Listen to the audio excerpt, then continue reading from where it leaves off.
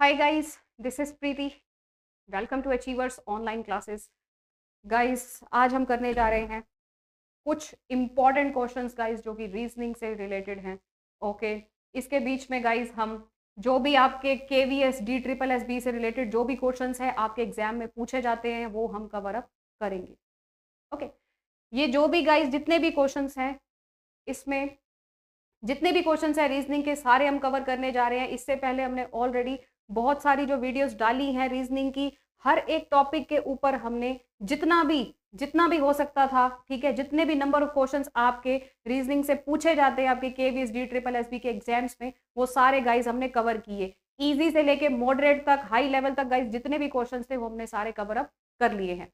Okay guys, तो आज हम करने जा रहे हैं कुछ और एक्स्ट्रा ऑर्डिनरी क्वेश्चंस जो कि आपके KVS DSSB से रिलेटेड हैं. तो गाइज आप देख लीजिएगा कि किस तरीके के क्वेश्चंस जो है आपके एग्जाम्स में पूछे जाते हैं. आइए चलिए स्टार्ट करते हैं. देखिए गाइज, जैसा कि मैं ये समझ सकती हूँ कि आप सबको ये तो पता ही होगा, जैसा कि आपके सामने स्क्रीन पे ब्लड रिलेशन का क्वेश्चन जो है वो शो हो रहा है, रक्त संबंध का. ओके और आपको गाइज ये समझ में आ ही रहा होगा कि जो भी बेसिक्स है वो क्या है.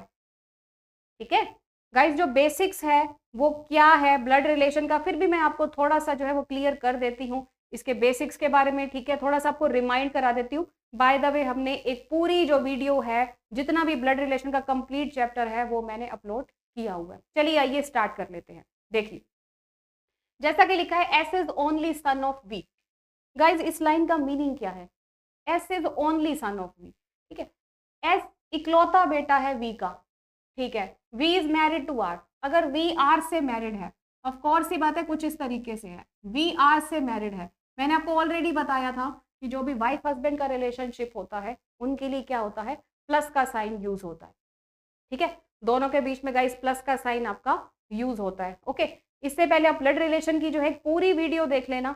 ब्लड रिलेशन की जो भी वीडियो है वो आप कवर अप कर लेना, वहां से बेसिक्स है, सब कुछ आपको क्लियर हो जाएगा. Okay V is married to R. Okay उसके बाद लिखे M is daughter of R. इसका मतलब वी और आर एक जोड़ा है. M is daughter of R. M is daughter of R. ठीक है, एम जो है गाइज एक डॉटर है आर की. ठीक है, फिर लिखा है जैसे कि लिखा था S is only son of V. Guys only son of V का मतलब क्या होता है? ओनली सन मतलब वो इकलौता बेटा है, इसका मतलब और कोई बेटा नहीं है. Then S is only son of V, कुछ इस तरीके से. ठीक है, क्लियर है. उसके बाद लिखा है R is grand mother of A. R is grand mother of A. अगर आर गाइज ग्रैंड मदर है, ऑफ कोर्स ही बात है गाइज, आर क्या है, एक फीमेल जेंडर है. तो आर एक फीमेल जेंडर हो गया और वी क्या हो गया, एक मेल जेंडर. ऑफ कोर्स ही बात है, मेल की मैरिज किसके साथ होती है, फीमेल के साथ. ठीक है, R is grand mother of A. अब देखो किसकी ग्रैंड मदर है, ए की. इसका मतलब ए किसका बेटा होगा, एस का. अब मैं इसको क्लियर करती हूँ कैसे होगा. जैसा कि गाइस आर ग्रैंड मदर अगर ए की है, ये बताओ ग्रैंड मदर कौन होती है?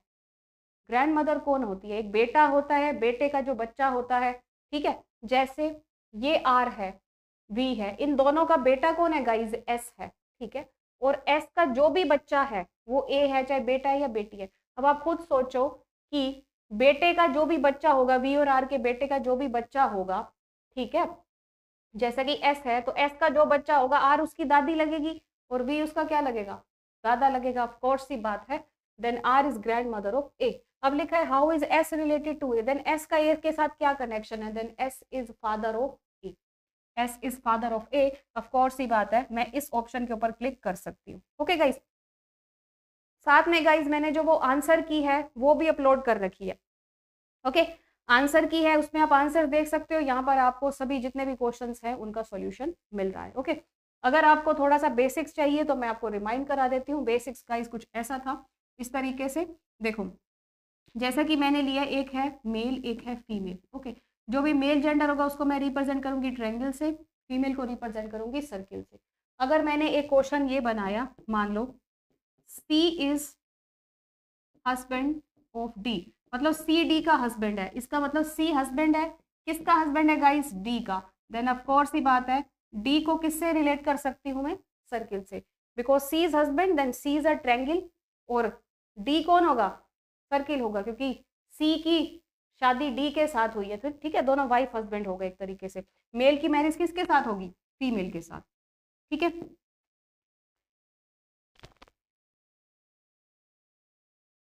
ठीक है, उसी तरीके से गाइज मैं नेक्स्ट आपको बताती हूँ, C is brother of D.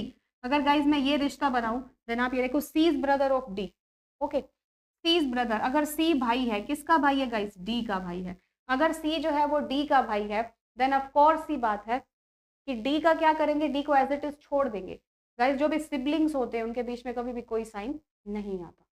Okay, parents के लिए सभी बच्चे एक समान है, चाहे सी डी के और भी भाई बहन यहाँ पर बिठा दूं, लेकिन इनमें कोई भी साइन नहीं आएगा। ओके, अब ये देखो, C is brother of D, C D का भाई है। अगर आप आपसे यहाँ पे 2 क्वेश्चन पूछे जाए, how is C related to D, then C जो है, C is brother of D, क्योंकि सी का जेंडर कंफर्म है। अगर आपसे पूछा जाए how is D related to C, D का सी के साथ क्या संबंध है, डी सी का क्या लगता है या क्या लगती है, देन डी का जेंडर तो कंफर्म नहीं है, लेकिन आंसर ये तो आएगा इधर ब्रदर और सिस्टर, दोनों में से कुछ ना कुछ तो लगता ही है। इसका मतलब यहाँ पे आंसर क्या दे सकते हैं, इधर ब्रदर और सिस्टर।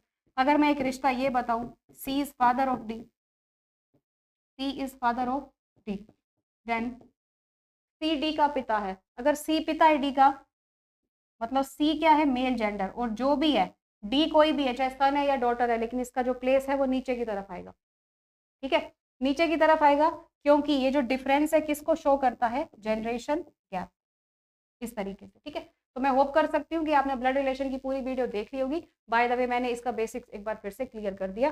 देन इसका आंसर जो आपको क्लियर हो गया, how is S related to A, तो जिसका गाइस नेम पहले आता है उसका रिश्ता आपको बताना होता है कि एस ए का क्या लगता है, क्या लगती है। देन एस ए का क्या लगता है, फादर, जो यहाँ से मुझे रिप्रेजेंट हो रहा है, फादर सन डॉटर का रिलेशन। आई होप आपको यहाँ से क्लियर हो चुका है। ठीक है, चलिए गाइस चलते हैं हमारे नेक्स्ट क्वेश्चन की तरफ।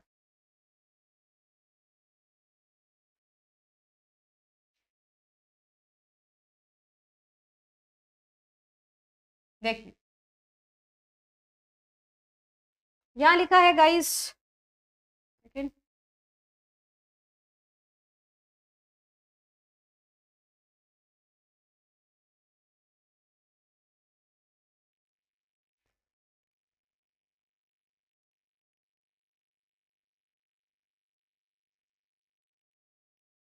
देखिए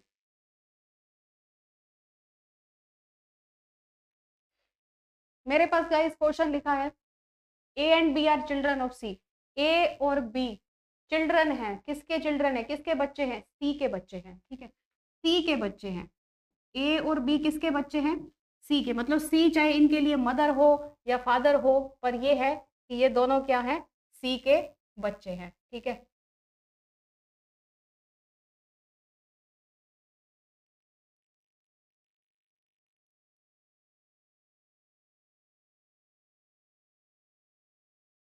ठीक है guys, I hope clear. A and B are children of C, A और बी जो है वो सी के बच्चे हैं। ठीक है, उसके बाद लिखा है सी इज फादर, सी का जेंडर तो कंफर्म था नहीं, अब सी का जेंडर कंफर्म हो गया, सी इज फादर। ठीक है, C is father of A, अगर सी ए का फादर है तो सी दोनों का ही फादर है। ठीक है, C is father of A, but B is not son of C, बात को समझ रहे हैं, C is father of A but B is not son of C, मतलब बी जो है ना, B is not son of C, मतलब बी जो है ना वो सी का बेटा नहीं है, बी जो है वो सी का बेटा नहीं है। अब कौन सी बात है, अगर ये बेटा नहीं है तो क्या होगा, बेटी होगी, क्योंकि कुछ ना कुछ तो ये है ही। Okay, C is father of A but B is not son of C, लेकिन ऐसा नहीं है कि मुझे ए का जेंडर कंफर्म है, नहीं, मुझे ए का कोई जेंडर कंफर्म नहीं है, जिसका कंफर्म नहीं है उसको एज इट इज छोड़ सकते हो आप। अब लिखा है how is B related to C, then B का सी के साथ गाइस क्या कनेक्शन है, B is daughter of C, B is daughter of C. आपको बताया था ना कि जो मदर फादर होते हैं वो हमारे डायरेक्ट ऊपर आते हैं। ठीक है, और जो भी जो सन डॉटर है वो डायरेक्ट नीचे आते हैं, इस तरीके से। आई होप आपको ये क्वेश्चन क्लियर होगा बहुत अच्छे से।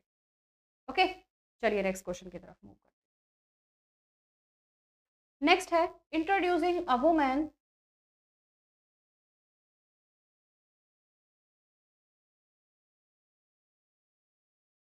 ये देखिए,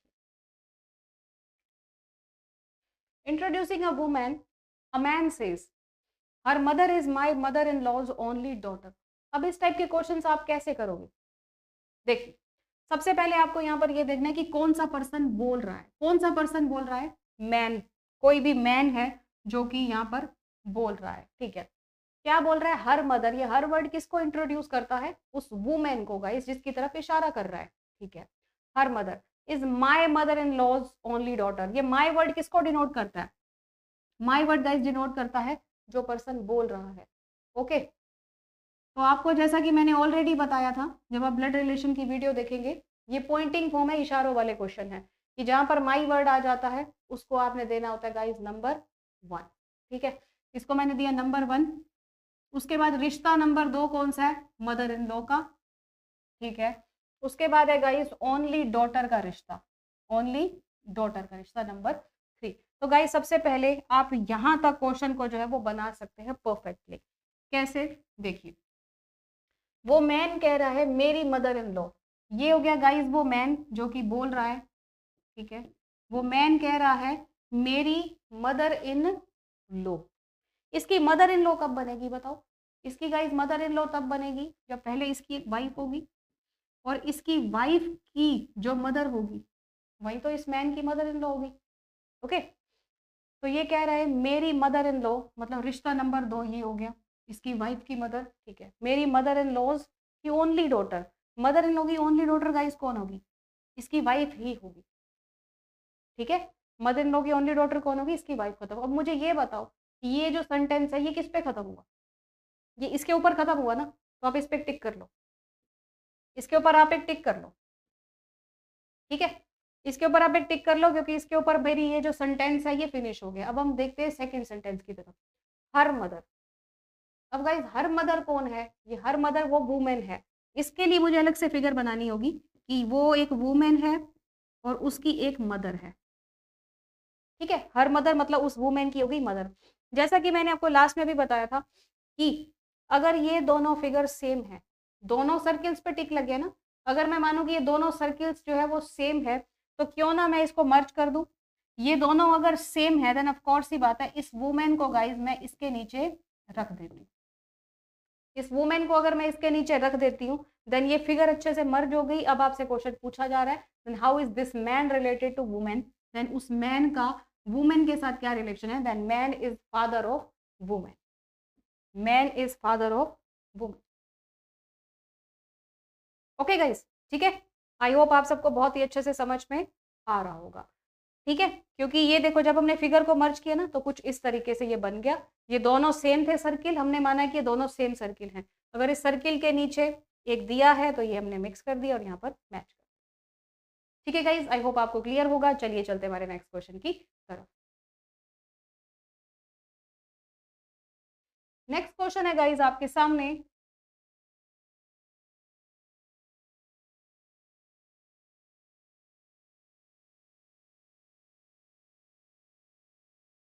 ये देखिए,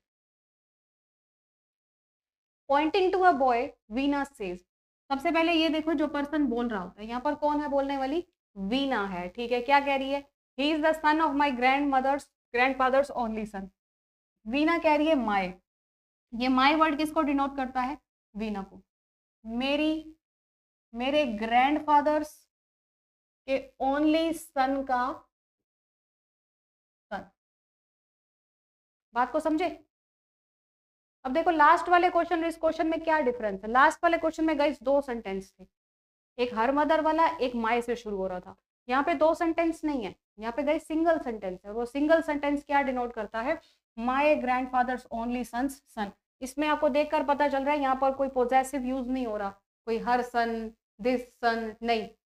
यहाँ पर लिखा है माई ग्रैंडफादर्स ओनली सन्स सन, ये पीछे की तरफ जा रहा है। मतलब ये मुझे पढ़ के पता चल रहा है कि एक सिंगल सेंटेंस है। पिछले वाले क्वेश्चन को पढ़ के चल रहा था कि उसमें डबल सेंटेंस है, ओके। अब आप देखना, वीना कह रही है मेरे ग्रैंडफादर, मतलब ये वीना है, ओके, ये वीना है। वीना के ग्रैंडफादर गाइस कब बनेंगे? जब पहले इसके एक फादर होंगे और फादर के जो फादर होंगे वही होंगे वीना के ग्रैंडफादर, ये होंगे वीना के ग्रैंडफादर। माय वीना कह रही है मेरे ग्रैंडफादर का ओनली सन, ग्रैंडफादर का ओनली सन गाइस कौन होगा? यही बेटा होगा, इसका इसका फादर ही तो होगा, ठीक है। वीना के ग्रैंडफादर का ओनली सन कौन होगा? इसका फादर ही होगा। अच्छा, ओनली सन्स सन, अब पीछे की तरफ जाइए, ओनली सन्स सन, ओनली सन का सन, ये हो गया नंबर 4। जिसके ऊपर क्वेश्चन फिनिश होता है इसका मतलब इशारा उसी पर्सन की तरफ हो रहा है। ओके, अब आपसे क्या पूछा है, how is this boy related to Veena, तो ये वही बॉय है जिसकी तरफ इशारा हो रहा था, और ये बॉय जो है वीना से किस तरीके से संबंधित है, then boy is brother of Veena. Third option जो है हमारा गाइस वो सेटिस्फाई हो रहा है। आई होप आपको बहुत अच्छे से क्लियर होगा। ठीक है, देख लीजिएगा, समझ में आ रहा है। ठीक है, then how is this boy related to Veena, then boy is brother of Veena, exact. Okay, चलिए चलते हैं हमारे नेक्स्ट क्वेश्चन की तरफ।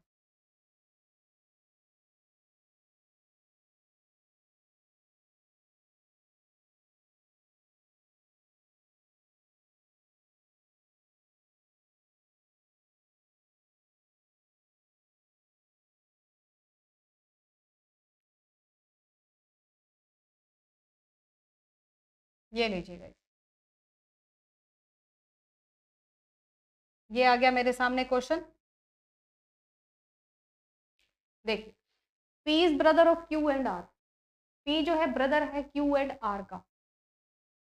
पी इज ब्रदर, सबसे पहले पी एक भाई है, किसका भाई है, P is brother of Q and R. P भाई है क्यू और आर का।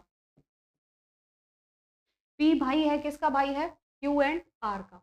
S is mother of R, S is mother, S mother है आर की, इसका मतलब एस का प्लेस कहां पर करेंगे, ऊपर की तरफ, S is mother of R. ठीक है, T is father of P, T is father of P, अगर टी फादर है पी का, कोर्स सी बात है, टी को ट्रायंगल से रिप्रेजेंट करेंगे और इनके के बीच में प्लस का साइन आ जाएगा। ये खुद की एक, ठीक है, खुद की एक सेंस है, आपको समझ में आ रहा होगा। Then S is mother of R, ठीक है, then T is father of P, T is father of P. Okay, कुछ इस तरीके से। अब लिखा है which of the following statement is untrue, मतलब आपको बताना है कि इनमें से गलत स्टेटमेंट कौन सी, अनट्रू कौन सी है। अब आप कैसे देखोगे, देखो, T is father of Q, बताओ इनमें से आपको ये बताना है असत्य कौन सा है, असत्य, इसका मतलब बाकी सत्य होंगे, एक ऑप्शन में असत्य होगा। देखो, T is father of Q, क्या टी फादर है क्यू का, बिल्कुल फादर है, ये बात सत्य है, आंसर नहीं हो सकता। लिखा है Q is husband of T, Q तो हस्बैंड है ही नहीं टी का, क्यू इज ईदर सन और डॉटर, तो यही असत्य है। अगर आपको और चेक करने में वो भी बता देती हूँ, S is mother of P, S is mother of P, बिल्कुल सही है। T is husband of S, T is husband of S, सारे सत्य हैं, सिर्फ यही सेकंड वाला है जो कि सत्य नहीं है, वो अनट्रू है। ओके गाइस, कुछ इस तरीके से, आई होप आपको क्लियर होगा। चलिए चलते हमारे नेक्स्ट क्वेश्चन की तरफ।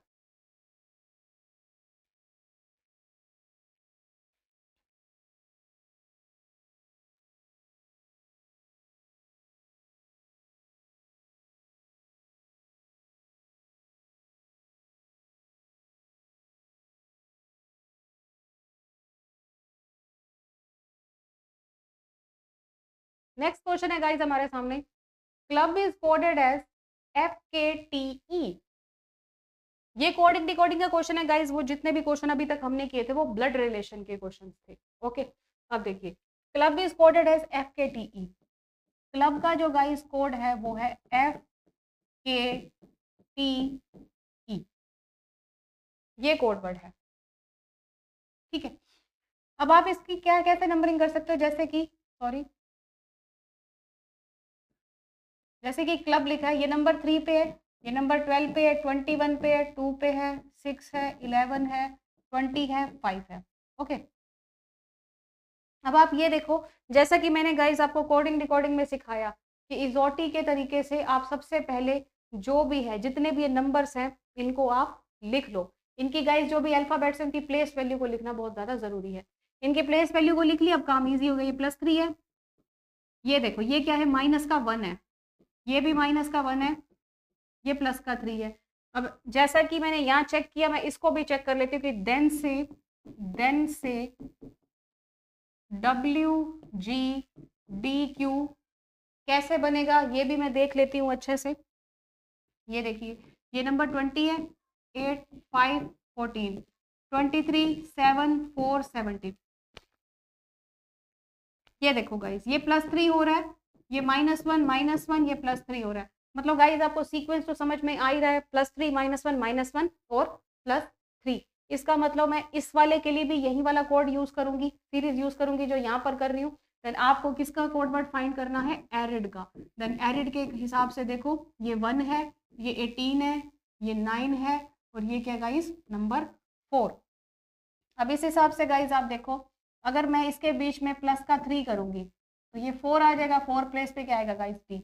18 में से 1 घटा दूंगी कितना आएगा गाइस, देखो 17 आएगा। 17 प्लेस पे क्यू आएगा। इसमें से -1 करूंगी एच आएगा, 8 आएगा। और इस पे अगर +3 आगे से करूंगी देन 7 आ जाएगा, जी आ जाएगा। तो गाइस जो मेरा एक फिक्स आंसर होगा वो क्या होगा, WGDQ,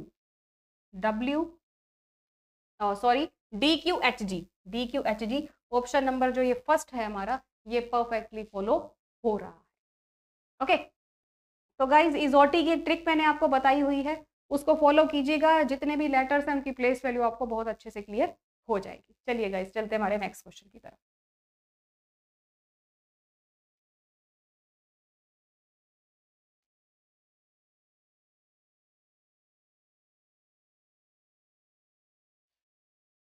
अब देखिए एक अगला क्वेश्चन मेरे सामने आया है।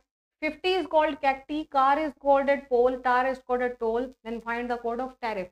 गाइज इसको किस तरीके से करेंगे, देखो आपको साफ साफ पढ़ने से पता चल रहा है कि यहाँ पर गाइज जितने भी अल्फाबेट्स यूज हो रहे हैं, ये देखो टैरिफ, ये लिखे ना टैरिफ, यहाँ पर गाइज जितने भी अल्फाबेट्स यूज हो रहे हैं आप उसमें ये नोट करो, क्या वो सारे अल्फाबेट्स यहाँ पर आ रहे हैं और उनके कुछ कोड वर्ड्स लिखे हैं। बिल्कुल सारे अल्फाबेट्स, देखो टी आ रहा है, देखो जैसे टी यहाँ लिखा है पहले नंबर पे टी आ रहा है, तो टी का कोड वर्ड क्या है, टी का कोड वर्ड गाइज टी ही है। तो मैं क्यों ना टी के कोड वर्ड के नीचे टी ही लिख लूँ। उसके बाद है गाइज ए, अब ए का कोड वर्ड क्या है, देखो ए इज कोडेड, ए का कोड वर्ड क्या है पी, देखो यहाँ पर भी ए का कोड वर्ड ओ है, सॉरी ओ है, ठीक है। देन ए के प्लेस पे क्या लिख लूंगी मैं, ओ, हर जगह ए का कोड वर्ड ओ है, ठीक है। उसके बाद गाइस देखा आर, आर का कोड वर्ड क्या है एल, ठीक है एल आ गया। उसके बाद आई का कोड वर्ड, आई का कोड वर्ड क्या है, देखो आई के प्लेस पे क्या आ रहा है, ये देखो ए आ रहा है, ऑफ कोर्स ही बात है यहाँ पर क्या आएगा ए आएगा। उसके बाद आ रहा है guys double F, then F का कोड वर्ड क्या है, देखो सी आ रहा है, ओके। देन यहाँ पर क्या आ जाएगा हमारा सी, तो दोनों साइड क्या आ जाएगा हमारा सी, क्योंकि यहाँ पर क्या है guys double F, then TOLACCC,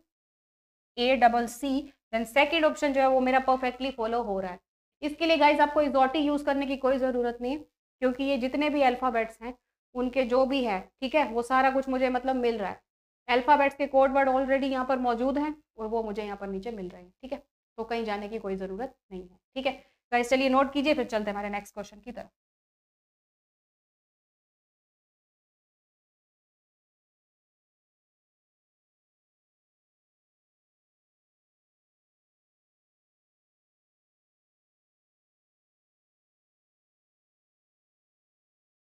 हाँ जी देखिए, अब फिर से एक नया क्वेश्चन आया, ये भी कोडिंग डिकोडिंग का है। ये देखो क्या मुझे यहाँ पर कोई कोड वर्ड मिल रहा है, देखो जैसे ये कुछ अल्फाबेट्स लिखे हैं, इनके कुछ कोड वर्ड्स लिखे हैं। यहाँ पर गाइस देखिए NJMLZ है, तो ऐसा कोई भी यहाँ पे अल्फाबेट नहीं है जो मुझे यहाँ मिल रहा और जो कोड वर्ड इसके यहाँ लिखे हैं वही मुझे सेम लिख दूँ, नहीं।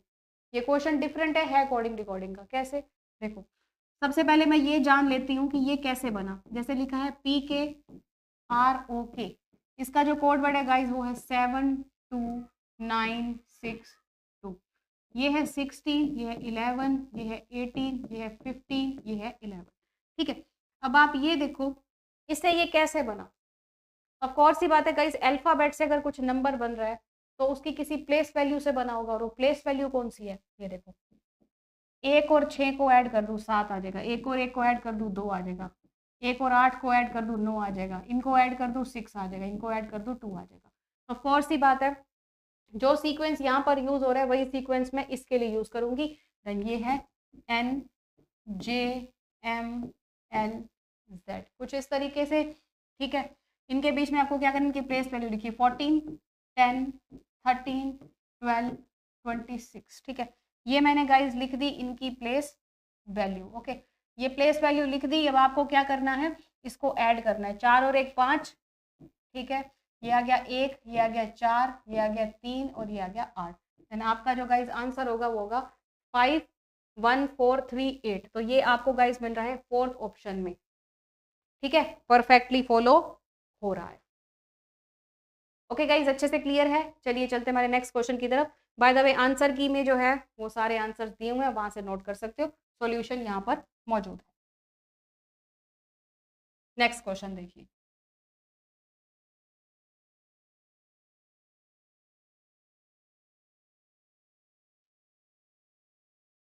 यहाँ देखिए गाइस लिखा है लंदन का कुछ कोड है, फ्रांस का कोड आपको बताना है, तो आपने ये देखना है कि लंदन का ये कोड वर्ड कैसे बना। अगर मैं गाइस ये देखूं, ये मेरे सामने लिखा है लंदन, ठीक है, फिर से वही बात, अल्फाबेट से नंबर बना है तो कोई ना कोई उनकी जो है वो गाइस उनकी प्लेस वैल्यू ली गई होगी। चलो पहले मैं इनकी प्लेस वैल्यू लिख लेती हूँ, 12, 15, 14, 4, 15, 14, ठीक है। अब देखिए यहाँ पर गाइज मुझे सबसे पहले क्या मिल रहा है, 24, फिर मिल रहा है 30, फिर 28, फिर 8, फिर 30, फिर 28, तो हो सकता है ये इन्हीं से ही कुछ लिया गया है। अगर मैं 12 का मल्टीप्लाई 2 करूँ 24 आएगा, 15 का करूँ तो 30 आएगा, 14 का करूँ 28 आएगा, 4 का करूँ 8 आएगा, 15 का करूँ 30 आएगा और 14 का करूँ तो 28 आएगा। अब ये बताओ क्या वही कोड वर्ड बन गया जो हमें चाहिए था? बिल्कुल परफेक्टली बन गया, ठीक है। इसी तरीके से गाइस मैं बना लेती हूँ फ्रांस का कोड। फ्रांस का कोड वर्ड ये देखिए, ये 6 है, ये 3 है, 1, 14, 3 एंड 5, ओके। अब देखिए 6 में भी 2 गुना कर देंगे 12 हो जाएगा, 18 दूनी 36 हो जाएगा, ये 2 हो जाएगा, 14 दूनी 28 हो जाएगा, 3 दूनी 6, 5 दूनी 10, ये आपका आंसर हो गया। समझ में आ गया? मतलब जो इनकी प्लेस वैल्यू थी ना उसका 2 गुना कर दिया सभी में, ये देखो सभी में 2 गुना कर दिया। तो गाइज उसके बीच में भी 2 गुना करेंगे, देन आपको कौन सा आंसर फॉलो हो रहा है इसमें, देखो 1 2 3 6 2 2 8 6 1 0, थर्ड वाला जो ऑप्शन है वो आपका परफेक्टली फॉलो हो रहा है। ओके गाइज, तो चलिए चलते हमारे नेक्स्ट क्वेश्चन की तरफ।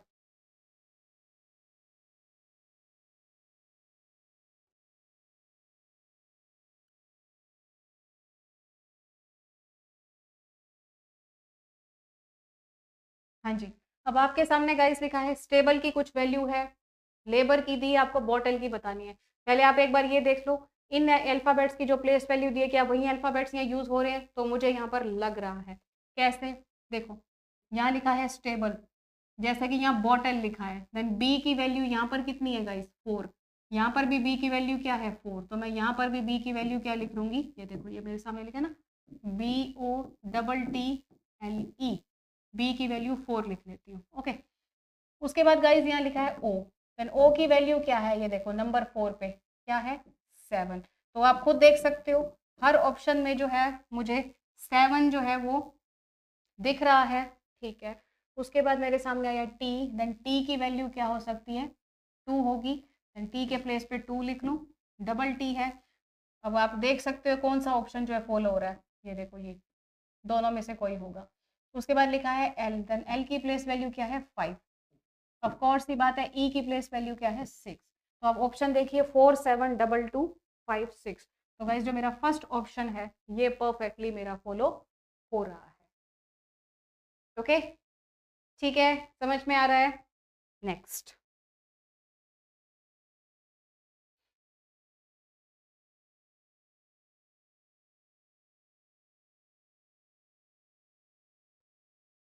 हाँ जी देखिए, पुलिस को टीचर कहा जाता है, मैंने इसमें आपको 2 तरीके के क्वेश्चन करवाए हुए हैं गाइस। एक होता है आपका क्वेश्चन मीन्स वाले क्वेश्चन, ठीक है, जिसमें लिखा मिलेगा पुलिस मीन्स टीचर, ठीक है। मीन्स को गाइज हिंदी में क्या कहा जाता है, मीन्स को गाइज हिंदी में कहा जाता है अर्थ, ठीक है। और जो इज कॉल्ड होता है उसको कहा जाता है कहा जाए, ठीक है। मीन्स को कहा जाता है अर्थ, इज कॉल्ड को कहा जाता है गाइज कहा जाए। अब आप ये देखो कि यहाँ पे क्या बात बनेगी, क्वेश्चन दिया गाइज इज कॉल्ड में, तो जब भी आपका क्वेश्चन मीन्स में होता है तो आपको जो भी ओरिजिनल आंसर होता है उसके पहले वाला आंसर देना होता है। तो आप नोट कर लो मीन्स के केस में आप क्या नोट करोगे, बिफोर, मतलब पहले वाला, पहले वाला, ठीक है। और अगर इज कॉल्ड का क्वेश्चन है देन आपको क्या करना है, इज कॉल्ड में कहाँ पर जाना है आपको, ओरिजिनल आंसर के बाद वाला, मतलब आफ्टर, आफ्टर मतलब बाद वाला। ठीक है, अब इस क्वेश्चन को करना कैसे है, देखो सबसे पहले आप ये देखो, आपसे पूछा क्या जा रहा है, who catch the criminals. Criminals guys कौन होते हैं, किसी की जान लेने वाले, निर्दयी, खूनी, उनको क्रिमिनल्स कहा जाता है। ठीक है, देन क्रिमिनल्स को कौन पकड़ेगा, अब इनमें से कौन सा लग रहा है आपको कि कौन पकड़ सकता है इनमें से क्रिमिनल्स को, बताओ। Police, teacher, politician, doctor, advocate, कौन पकड़ता है बताओ। ऑफ कोर्स ही बात है, जो क्रिमिनल्स हैं उसको पुलिस पकड़ती है। अब जैसा कि मैंने कहा कि इज गोल्ड का क्वेश्चन अगर है तो जो भी ओरिजिनल है उसके ओरिजिनल आंसर क्या है, पुलिस। क्रिमिनल्स को कौन पकड़ती है, पुलिस। तो ओरिजिनल आंसर के बाद वाला आंसर देना, तो ओरिजिनल आंसर क्या है मेरा, पुलिस। और इस गोल्ड का क्वेश्चन है, बाद वाला आंसर देंगे, आंसर आ जाएगा टीचर, ऑप्शन नंबर 3। ठीक है, कुछ भी समझ में ना आए वीडियो को बैक जाके भी आप देख सकते हैं।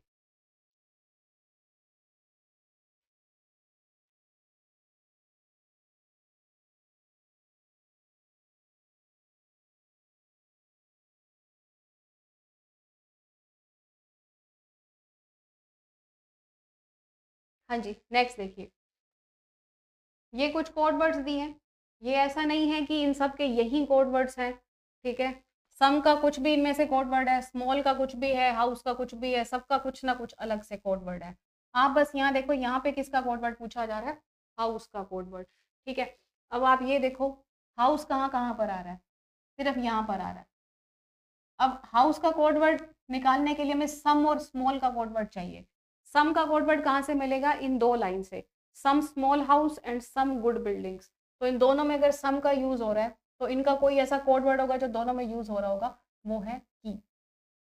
ठीक है, इसका मतलब मैं अगर कहूँ कि जो गाइस जो सम है उसका कोड वर्ड होगा की। ठीक है, अब मुझे गाइस चाहिए स्मॉल का कोड वर्ड। स्मॉल का कोड वर्ड कहाँ से मिलेगा, some small houses many small buildings. अब आप ये देखो, इन दोनों में कौन सा कॉमन है, कीप इट लिट, टिमनिस लिट। इसका मतलब जो स्मॉल है उसका कोड वर्ड है लिट, जो कॉमन होगा उसको आप निकाल लोगे।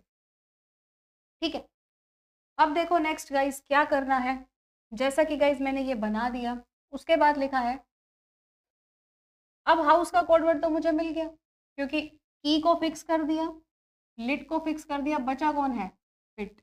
इसका मतलब जो हाउस का कोड है वो क्या होगा, फिट। ठीक है, तो ये हो गया मेरा आंसर, ऑप्शन नंबर 3। ठीक है, आई होप अच्छे से समझ में आ गया होगा।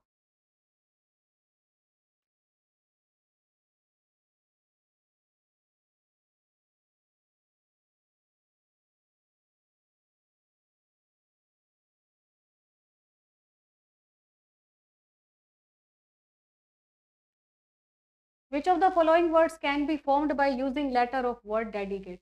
ऐसे कौन से वर्ड्स हैं इन चार ऑप्शन में से जो कि इसका यूज करके बनाए जा सकते हैं, can be formed by using letter of words. ठीक है, ऐसे कौन से हैं, अब आप ये देखो, which of the following words can be formed by using letter of words dedicate. Dedicate से कौन सा बनाया जा सकता है, देखो जैसे डिराइड नहीं बना सकते, इसमें आर नहीं है, डिमांड नहीं बना सकते, डिड्यूस नहीं बना सकते, तो डिसाइड बनेगा। ओके, देखो जैसे डी है, ई है, सी भी है, आई भी है, डबल डी है, ठीक है डबल डी आ रहा है, डबल डी, ई भी है, तो इसका ऑप्शन जो है वो फर्स्ट फिक्स यहाँ पर हो जाएगा। ये देखो इनको प्रोनाउंसिएशन से ही पता चल रहा है कि ना डिराइव, डिमांड, डिड्यूस नहीं आ सकता। ओके, चलिए चलते हैं नेक्स्ट पे।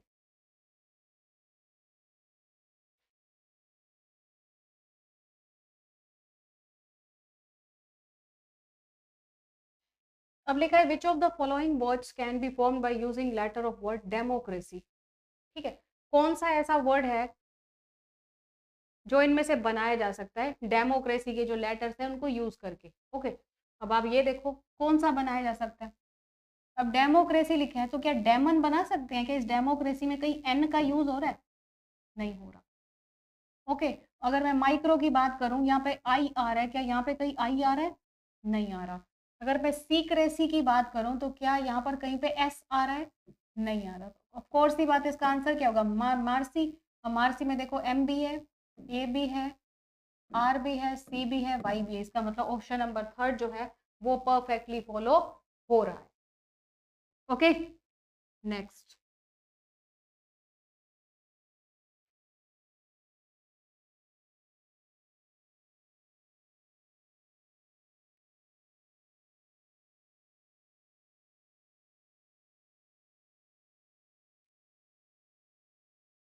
हाँ जी, which of the following can not be form by using letter of words jurisprudence. Jurisprudence guys एक स्पेलिंग लिखी है, इनमें से कौन सा जो वर्ड है वो नहीं बनाया जा सकता इनका यूज करके। Okay, which of the following words can not be used by. अब ये बताओ कौन सा नहीं बनाया जा सकता, इसका मतलब बाकी बनाए जा सकते हैं, कौन सा नहीं बना सकते, आप खुद सोचो कौन सा नहीं बना सकते। देखो यहाँ लिखा है प्री जुडाइस, कौन सा नहीं बना सकते। ओके, बाकी सारे बना सकते हैं। प्री के हिसाब से देखो पी भी आ रहा है, आर भी आ रहा है, देखो ई भी आ रहा है। जुडाइस की बात करें, देखो जे भी आ रहा है, यू भी आ रहा है, डी आ रहा है, आई, ये देखो आई है, सी है, ई है, ठीक है। प्रून की बात करें, क्या प्रून बनाया जा सकता है, P R U N E, ठीक है। प्रिंस की बात करें, क्या ये कौन सा नहीं बनाया जा सकता, ठीक है। अब ये देखो यहाँ पी आ रहा है, आई आर आ रहा है, आई भी आ रहा है, एन भी आ रहा है, सी ई ये भी आ रहा है। प्रेसिडेंट की स्पेलिंग देख लेते हैं एक बार। President P R E S, ठीक है। उसके बाद आई आ रहा है, ठीक है, डी आ रहा है, ई जूरिस्प्रूडेंस है तो टी नहीं आ रहा। ऑफ कोर्स ही बात है कि टी वर्ड जो है वो यहाँ से मिसिंग है, तो यही नहीं बनाया जा सकता, इसका मतलब बाकी सारे बनाए जा सकते। ओके, चलिए नेक्स्ट पे।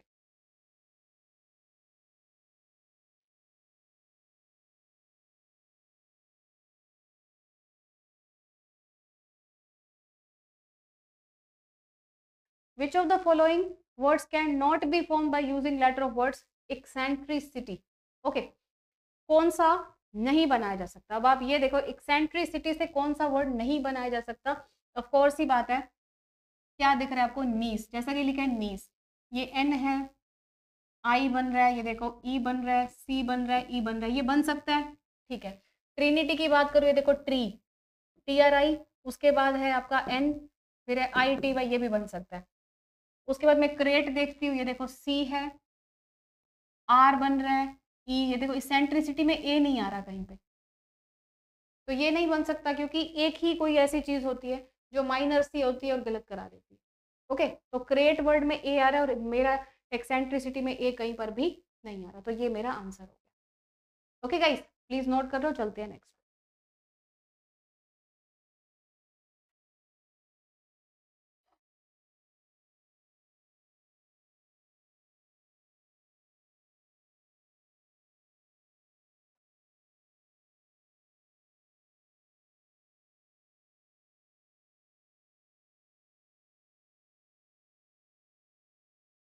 लो गाइस, इसके ऊपर मैंने बहुत अच्छे से जो है वो कंटेंट डाले हैं नंबर सीरीज के ऊपर।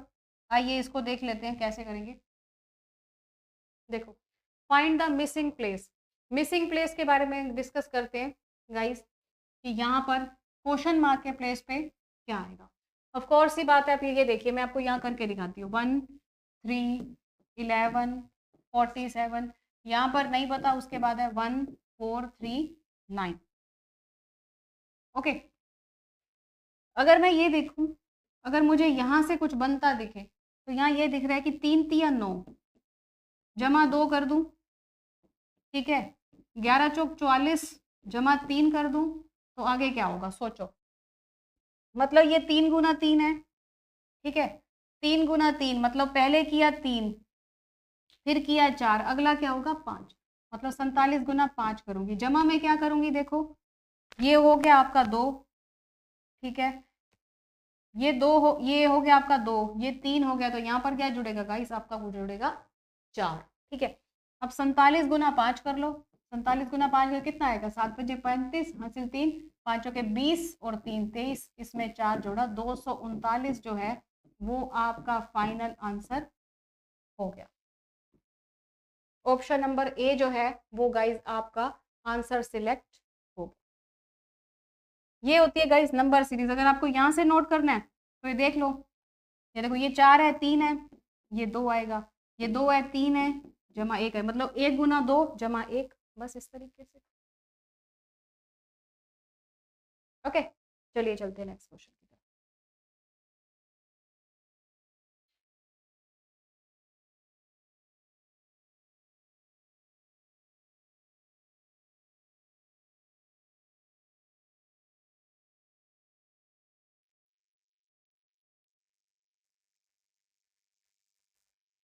अब ये आपके सामने गाइस एक क्वेश्चन दिया, ओके, अब यहाँ नोट करो, एक के बाद 0, 0 के बाद 3, सामने से पता चल रहा है कि ये एक सीधी सीरीज तो है नहीं।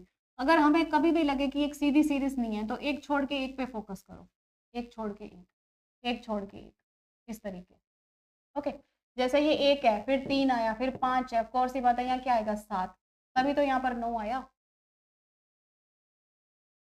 ठीक है। 1, 3, 5, फिर आया 7, फिर क्या आ गया गाइज यहाँ पर 9। इसका मतलब मेरा आंसर क्या आएगा, डी ऑप्शन, मतलब 7। आंसर क्या आएगा 7।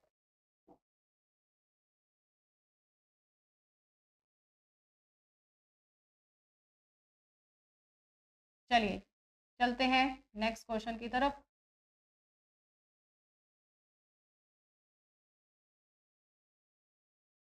अब लिखा है 166 डबल 11 16। अब आप ये सोच रहे होंगे कि 66 है, डबल 11 है, देन डबल 16 ले लो। नहीं, ऐसा तो नहीं है।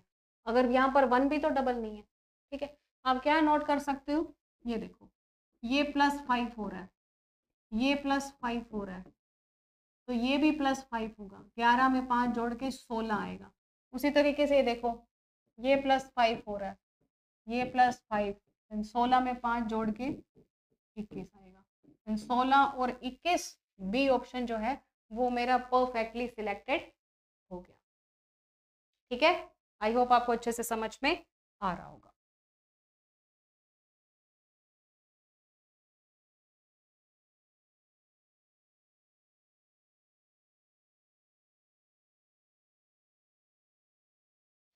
Next, find the wrong number. Wrong number का मीन्स गाइस, जैसा कि पहले नंबर सीरीज पे क्वेश्चन किया, आपको वैसे ही करने हैं। इनमें से रोंग नंबर को सर्च करना है गाइस, ओके। रोंग नंबर को सर्च करना है। रोंग नंबर कैसे सर्च करेंगे, मतलब सीधी सीरीज चल रही है, कोई गलत नंबर आ गया। ये प्राइम नंबर्स है, देखो प्राइम नंबर्स जानते हो, प्राइम नंबर्स क्या होते हैं, प्राइम नंबर्स, प्राइम नंबर्स मतलब अभाज्य संख्याएं, ठीक है। अभाज्य संख्याएं, अभाज्य संख्याएं कौन सी होती है, जो कि अपने टेबल से डिवाइड होती है। जैसे 1, 3, सॉरी 2, 3, 5, 7, 11, 13, फिर 17, मतलब इनमें से जैसे 9 मिसिंग है, 15 मिसिंग है, इस तरीके से, ठीक है। अब आप ये देखो, ये रॉन्ग नंबर्स है, तो 17 है, 19 है, 21 नहीं आएगा, 23 आएगा, 25 27 नहीं आएगा, 29 आएगा, उसके बाद 31 आएगा, लेकिन इन्होंने क्या लिखा है 33, तो यही हमारा रॉन्ग नंबर है। आंसर क्या हो गया, ऑप्शन नंबर बी, क्योंकि 29 के बाद 31 आना चाहिए था और वही मिसिंग है।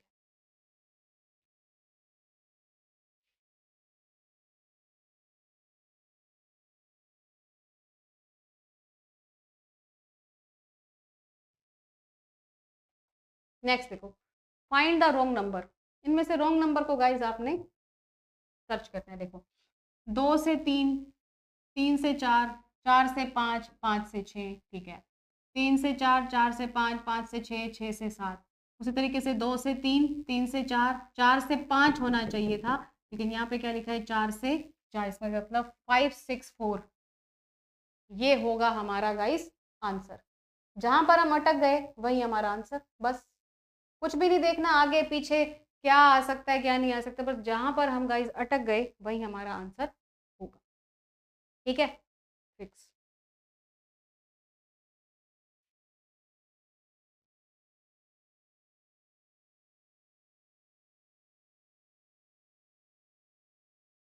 नेक्स्ट देखो, जैसा कि आपको एक सीरीज दिख रही है, ये 1 नंबर पे है, ये 16 नंबर पे है, ये 4 पे है, ये 19 पे है। यहाँ पे आपको कोई सीक्वेंस तो नजर आ नहीं रहा होगा, ओके, लेकिन यहाँ पे एक सीक्वेंस है, अभी आपको बना के दिखाते हैं। देखो, और जरूरी नहीं है ना कि 1 से 16 ही चले, 1 से 4 भी तो चल सकते हैं। 1 से 4 चलेंगे +3 हो जाएगा, तो 4 में भी +3 कर दो, +3 कर दो, कितना आएगा 7, और 7 नंबर पे क्या आएगा गाइस, आपका आएगा जी आएगा, ठीक है। उसी तरीके से अब आप ये देख लो जी कहाँ कहाँ पर है, इन दोनों में अगला फिक्स कर लो। ये नंबर 2 पे है, ये नंबर 17 है, ये 5 है, सॉरी ये 5 है, ये 20 है। अब आप ये देखो 2 से 5 जा रहे हैं, जमा 3 हो रहा है, देन 5 में 3 जमा करेंगे कितना आएगा 8, और 8 प्लेस पे गाइस क्या आ जाएगा GH। इसका मतलब यहाँ पे जो 4 ऑप्शन के अकॉर्डिंग मुझे जो आंसर दिख रहा है वो दिख रहा है ऑप्शन नंबर 3 GHI। ओके, अब चलते हैं हमारे नेक्स्ट क्वेश्चन की तरफ।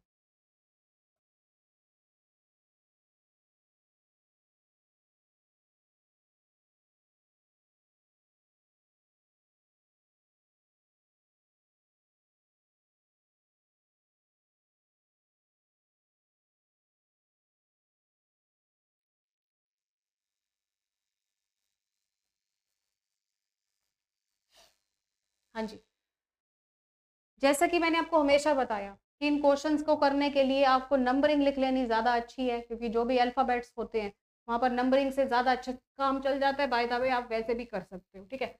ये है 4, ये है 8, ये है 16, ये है 20। अब आप गैप देखो, इनके बीच का गैप कितना है 4। अगर इसके गैप गैप में भी 4 लिख दूँ तो यहाँ पर कितना आएगा 12, और 12 प्लेस पे क्या आएगा गाइस L आएगा। फिर देखो ये 4 का गैप, ये 4 का गैप, मतलब बिल्कुल सही है। तो क्या आएगा यहाँ पर L आएगा, ठीक है। तो पहले L कहाँ पर आ रहा है ये देखो, सिर्फ इसी में ही तो आ रहा है, तो आंसर फिक्स कर दो। बाकी वाले भी निकाल के देख लेना, कोई इशू नहीं है, लेकिन ये है कि मुझे सबसे पहले L मिल गया और मेरे ऑप्शन में एक ही जगह पे मुझे L मिल रहा है, जो कि ऑप्शन नंबर 2। देन ये हो गया मेरा फाइनल आंसर। ओके गाइस, ठीक है, चलिए चलते हमारे नेक्स्ट क्वेश्चन की तरफ।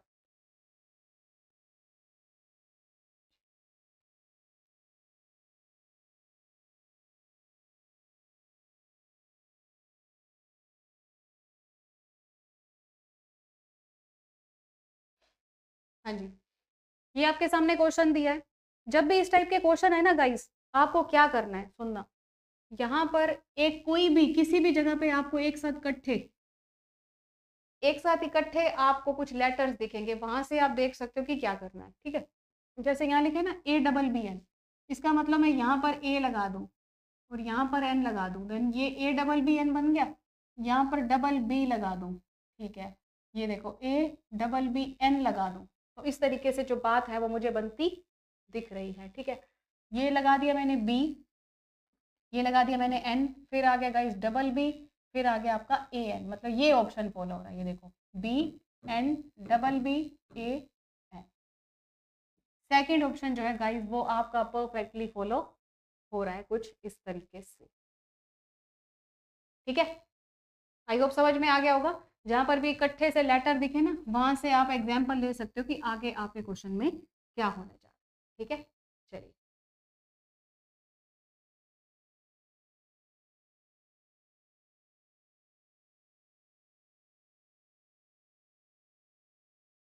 Which is perfect series of this words.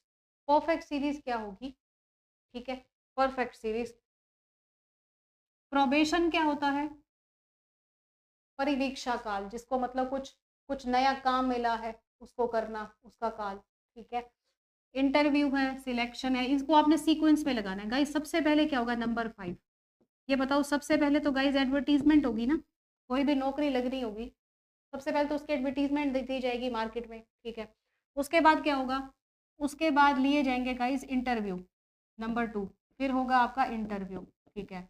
Interview लेने के बाद क्या होगा गाइस, नंबर 3 पे सिलेक्शन होगा, ठीक है। सिलेक्शन होने के बाद क्या होगी गाइस, आपकी होगी अपॉइंटमेंट, और अपॉइंटमेंट के बाद सबसे लास्ट में गाइस क्या होगा आपका प्रोबेशन। देन ये आपकी सीरीज फॉलो होगी 5 2 3 4 सॉरी 1 प्रोबेशन, ठीक है। 5 2 3 4 1 दैट्स योर फाइनल आंसर।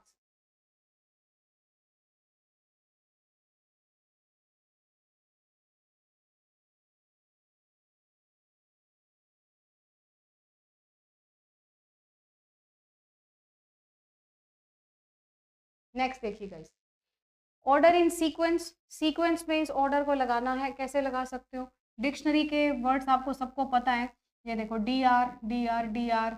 सबसे पहले क्या आना चाहिए सोचो, पहले तो DI से आना चाहिए ना। DR तो बाद में हमारी ABCD क्या कहती है, पहले I आता है या R आता है, पहले I आता है हमारी ABCD में, ठीक है। देन सबसे पहले मैं ले लेती हूँ नंबर 4 वाला, और सबके बीच में नंबर 4 पहले से एग्जिस्ट है, ओके। तो पहले आएगा गाइज नंबर 4, नंबर 4 पे आएगा डिक्शनरी वाला, ठीक है, डिक्शनरी। उसके बाद कौन सा ले सकते हैं, देखो डी आर ए वाला लेना चाहिए क्योंकि डी आर आई वाले 3 हैं और ए वाला पहले, क्योंकि हमारी एबीसीडी में सबसे पहले क्या आता है ए, आई बाद में आता है। तो मैं नंबर 5 ले लेती हूँ, ड्रैकुला वाला। ठीक है, अब आप ये देखो, ये ऑप्शन कैंसिल, ये कैंसिल, इन दोनों में से एक फिक्स होगा आपका। आई एम सॉरी, ये कैंसिल, इन दोनों में से एक फिक्स होगा। ठीक है, अब उसके बाद आप देखो, पहले डिक्शनरी आई, फिर ड्रैकुला आया। अब देखो क्या आएगा नेक्स्ट, नेक्स्ट आएगा आपका ड्रिंक, मतलब आएगा नंबर फर्स्ट, और नंबर फर्स्ट के हिसाब से आपका ऑप्शन नंबर जो डी है वो परफेक्टली सेटिस्फाई हो रहा है। ठीक है, क्योंकि ड्रिंक है, ड्रिंकिंग है। अब ये देखो ना, पहले तो ड्रिंक ही आएगा, ड्रिंकिंग तो बाद में आएगा। ठीक है, हमारी एबीसीडी के हिसाब से पहले क्या आएगा, पहले ड्रिंक, फिर ड्रिंकिंग, उसके बाद लास्ट में जाएगा आपका ड्राइव, जो कि सबसे एंड में जाएगा। ठीक है, ऑप्शन नंबर डी आप फॉलो कर सकते। Next question, order the sequence.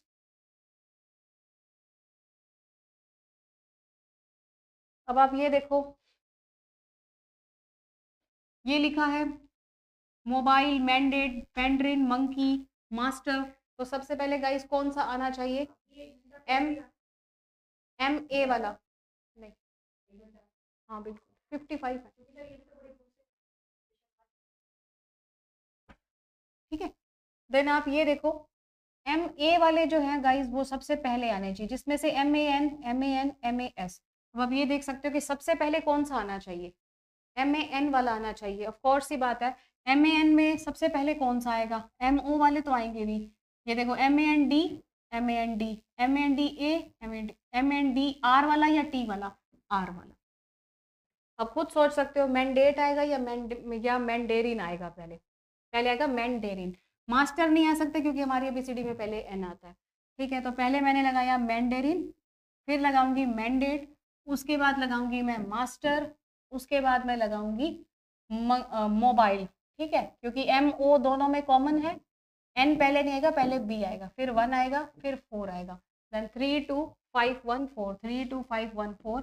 A option जो है मेरा फिक्स हो चुका है। ठीक है, इस तरीके से आपको क्वेश्चन करने हैं। नेक्स्ट,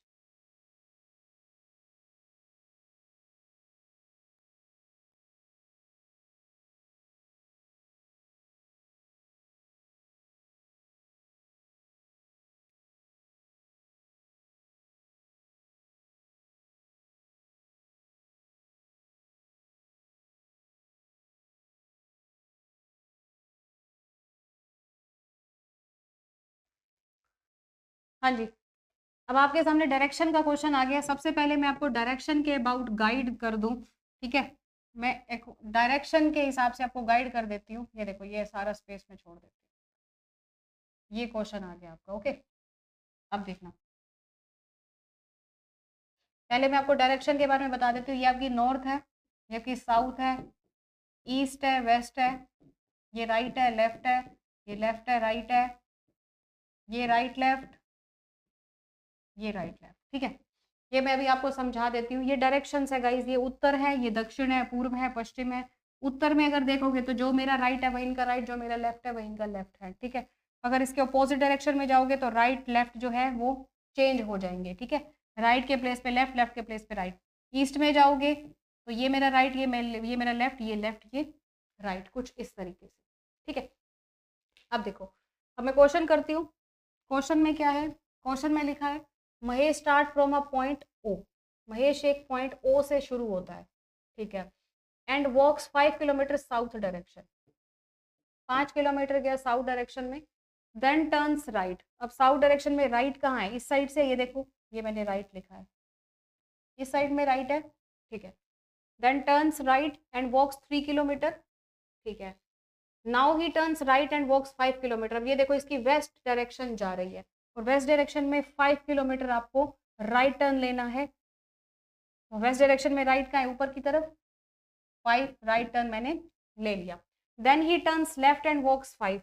अब वो लेफ्ट की तरफ जा रहा है एंड टर्न्स 5 किलोमीटर आ गया। How far he from the starting point.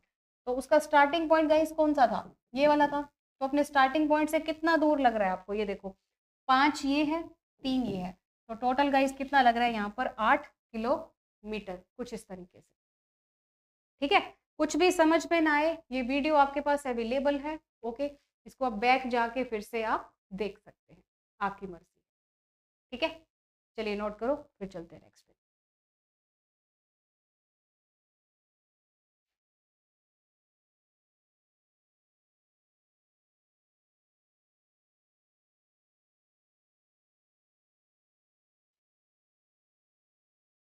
Next question है X and Y starts from the same point, ठीक है।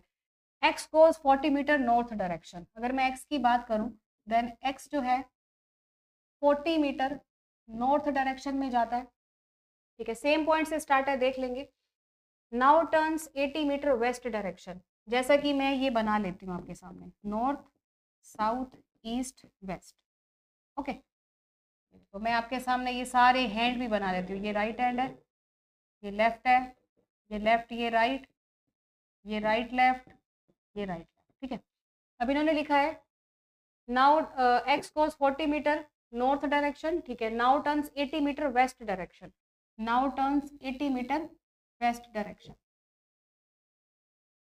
80 मीटर वेस्ट डायरेक्शन में चले गए, ठीक है, 80 metre west direction, then he turns his right and walks 50 metre.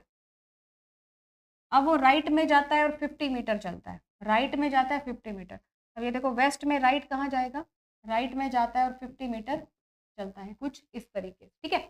समझ में आ रही है, X goes 40 metre north direction, now he turns west, then he turns right, ठीक है, and walks 50 at same point Y starts, ठीक है।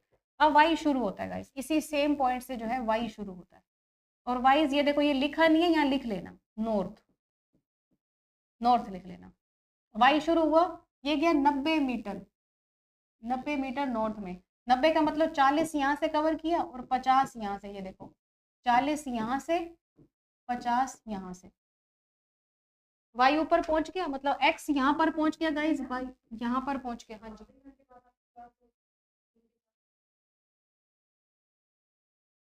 क्या टाइमिंग है, ठीक है, कोई बात नहीं, कोई बात नहीं, ठीक है, ठीक है। देन ये जो है एक्स का जो प्लेस है वो यहाँ चला गया और वाई का प्लेस जो है वो यहाँ पर चला गया। अब गाइज अब ये देखो, इन्होंने लिखा है how far and in which direction Y from X, how far. अब ये देखो हाउ फार, इसका मतलब कितना फार है बताओ, 80 ही है, ठीक है, ये एक्स यहाँ पर पहुंचा था, ये बताओ 80 ही तो है, ये सेम पॉइंट ही है, सेम पॉइंट, ठीक है। मतलब एक्स और वाई के बीच का गैप कितना है गाइस, 80 किलोमीटर है। And in which direction Y from X, और वाई से देखने में एक्स कौन सी दिशा में दिख रहा है, फ्रोम एक्स। फ्रोम एक्स का मतलब गाइस क्या होता है, फ्रोम एक्स का मतलब एक्स से देखने पे वाई कौन सी दिशा में दिख रहा है, एक्स के ऊपर खड़े होकर देखो, ये आई लगाओ, आंख बनाओ, वाई कौन सी दिशा में दिख रहा है बताओ, ईस्ट डायरेक्शन में दिख रहा है, तो आंसर आएगा east 80 metre, east 80 metre, okay. चलिए चलते हैं नेक्स्ट क्वेश्चन।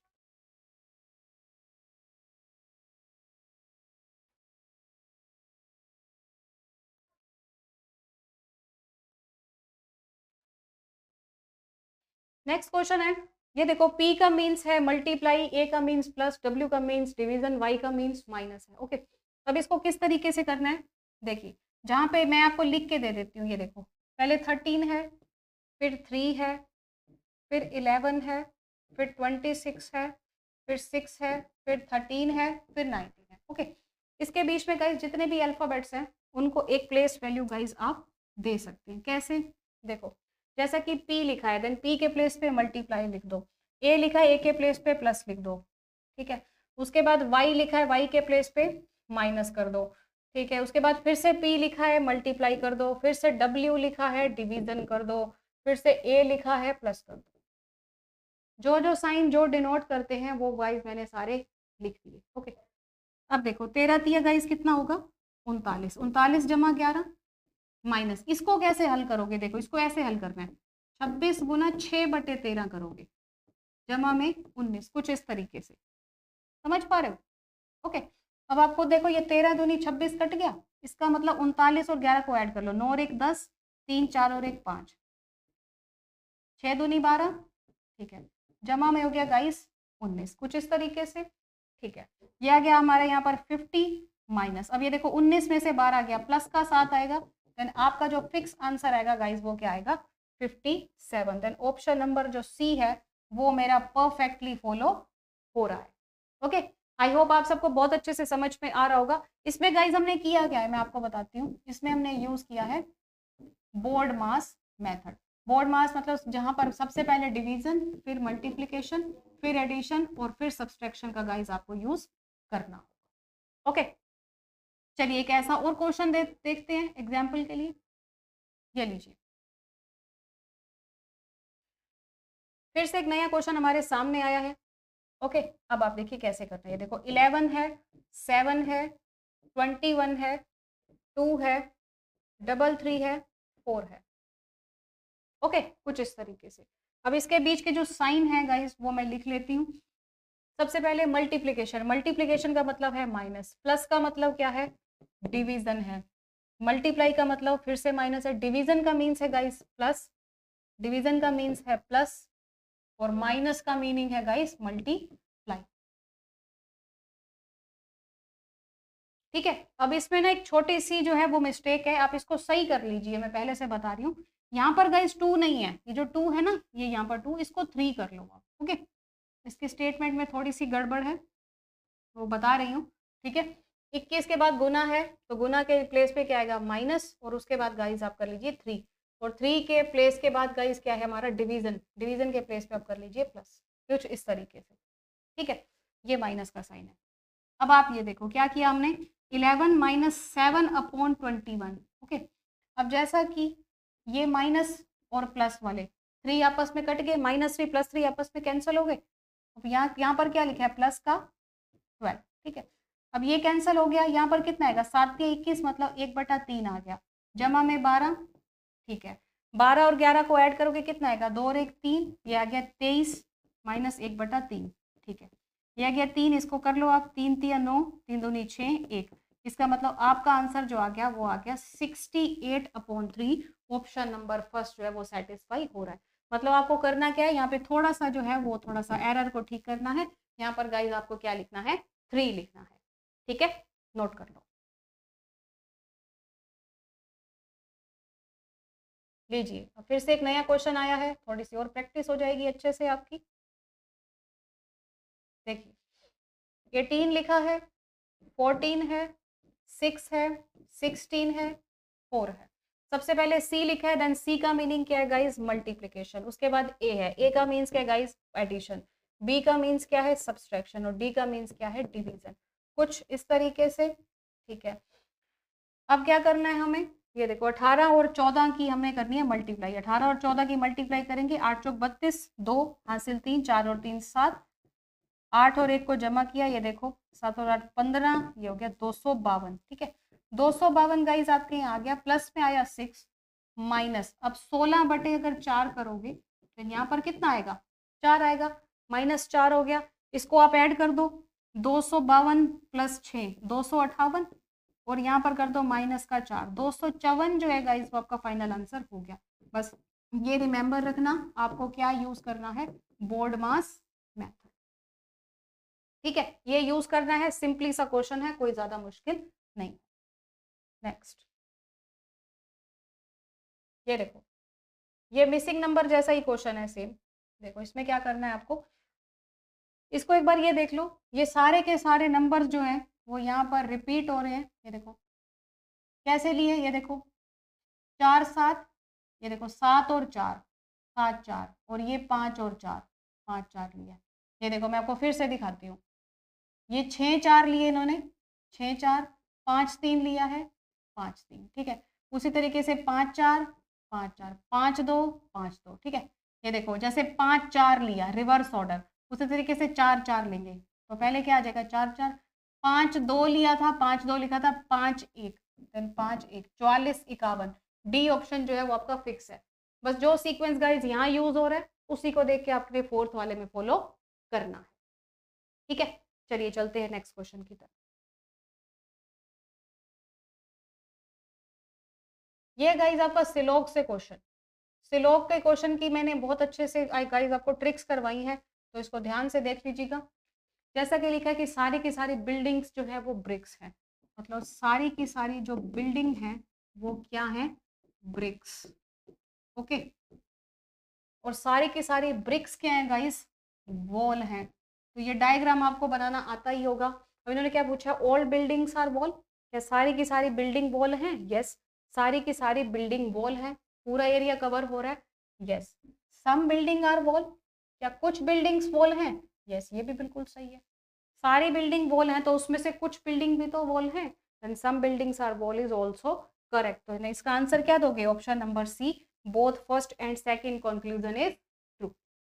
ओके, देखते ही पता चल रहा है कि इसका आंसर क्या है। नेक्स्ट क्वेश्चन देखिए, all noodles are dosa, some dosa are momos. देखो सारे के सारे जो नूडल्स हैं वो क्या है, डोसा है, और कुछ डोसा क्या है गाइस, वो मोमोज है।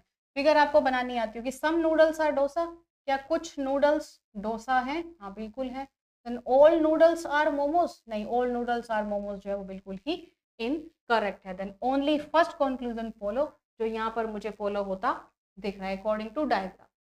ठीक है, बाय द वे आपको ट्रिक बताई हुई थी, वो भी फॉलो कर सकते हो कि पॉजिटिव स्टेटमेंट के पीछे सम का यूज होता है। देन आपको नूडल से डोसा जाना है, देन ये नूडल है, ये डोसा है, then some noodles are dosa, correct.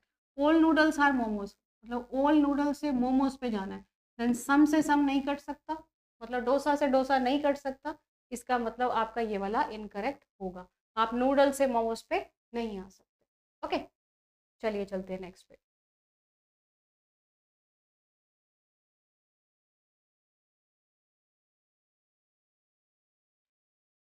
अब मैं गाइस लिख रही हूँ डायरेक्शंस के बारे में।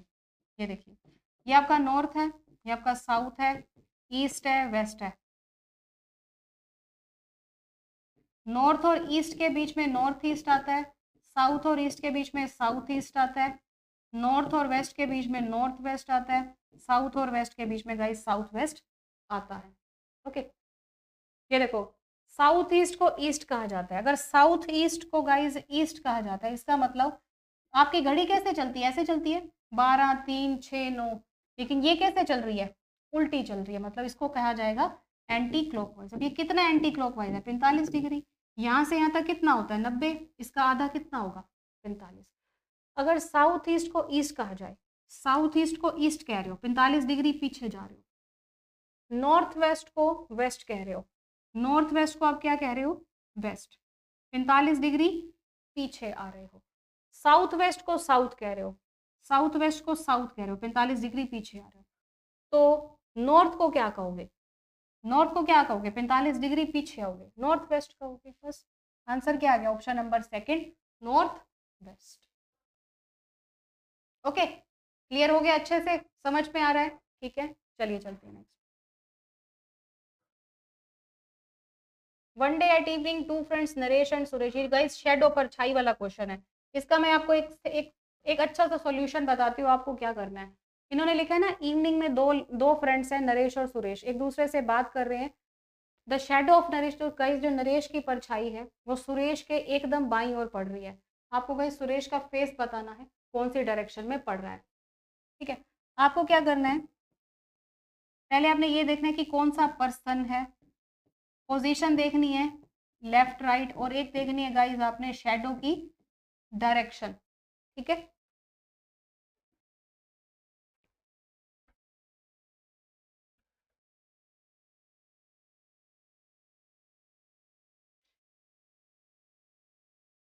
ठीक है, ये देखने आपने लेफ्ट राइट। तो यहाँ पर आपने लिखना क्या है, ये देखो, यही होती है आपकी direction, north south east waste. ठीक है,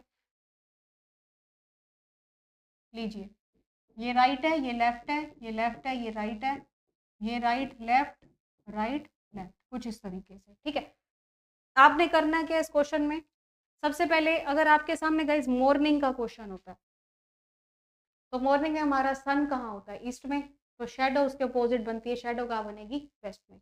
अगर आप, हमारा क्वेश्चन इवनिंग में है, इवनिंग में सन कहाँ होता है गाइस, इवनिंग में सन कहाँ होता है, सन होता है गाइस ईस्ट में, तो शेडो हमेशा उसके अपोजिट बनेगी, सन सॉरी वेस्ट में, ठीक है, सूरज कहाँ होता है इवनिंग में, वेस्ट में, तो हमारी शेडो कहाँ बनेगी गाइस, ईस्ट में। तो इवनिंग के क्वेश्चन में शेडो ईस्ट में बनती है और मॉर्निंग के क्वेश्चन में जो शेडो है वो वेस्ट में बनती है। अब आप ये देखो, जिसके लेफ्ट में, जिसके राइट में शेडो बन रही है उस पर्सन का नेम आपको लेना है। सुरेश के लेफ्ट में बन रही है ना, तो इस पर्सन के प्लेस पे लिखो सुरेश। सुरेश के कहाँ बन रही है, लेफ्ट में बन रही है। उसके बाद शेडो कौन सी डायरेक्शन में बन रही है, देखो ईस्ट में बन रही है। अब आपको क्या बोलना है, तो सुनना ध्यान से, सुरेश का लेफ्ट हैंड ईस्ट में कब होगा, सुरेश का लेफ्ट हैंड ईस्ट में कब होगा। ये देखो लेफ्ट हैंड ईस्ट में कब होता है, जब पर्सन की फेसिंग कहाँ होती है, साउथ की तरफ। मतलब जो सुरेश है उसकी फेसिंग कहाँ हो रही है, साउथ की तरफ। और आपसे किसकी फेसिंग पूछी है, सुरेश की ही फेसिंग पूछी है, तो आप इसका परफेक्टली आंसर जो है वो साउथ दे सकते हैं। बस आपने ये देखना है सुरेश का लेफ्ट हैंड जो है वो साउथ में ईस्ट में कब होगा, सुरेश का लेफ्ट हैंड ईस्ट में कब होगा, जब उसकी फेसिंग कहाँ होगी, साउथ डायरेक्शन में। ठीक है, देन सुरेश की फेसिंग कहाँ होगी, साउथ डायरेक्शन। नेक्स्ट देखिए, फिर से सेम वैसा क्वेश्चन आ गया जैसा हमने पीछे किया था।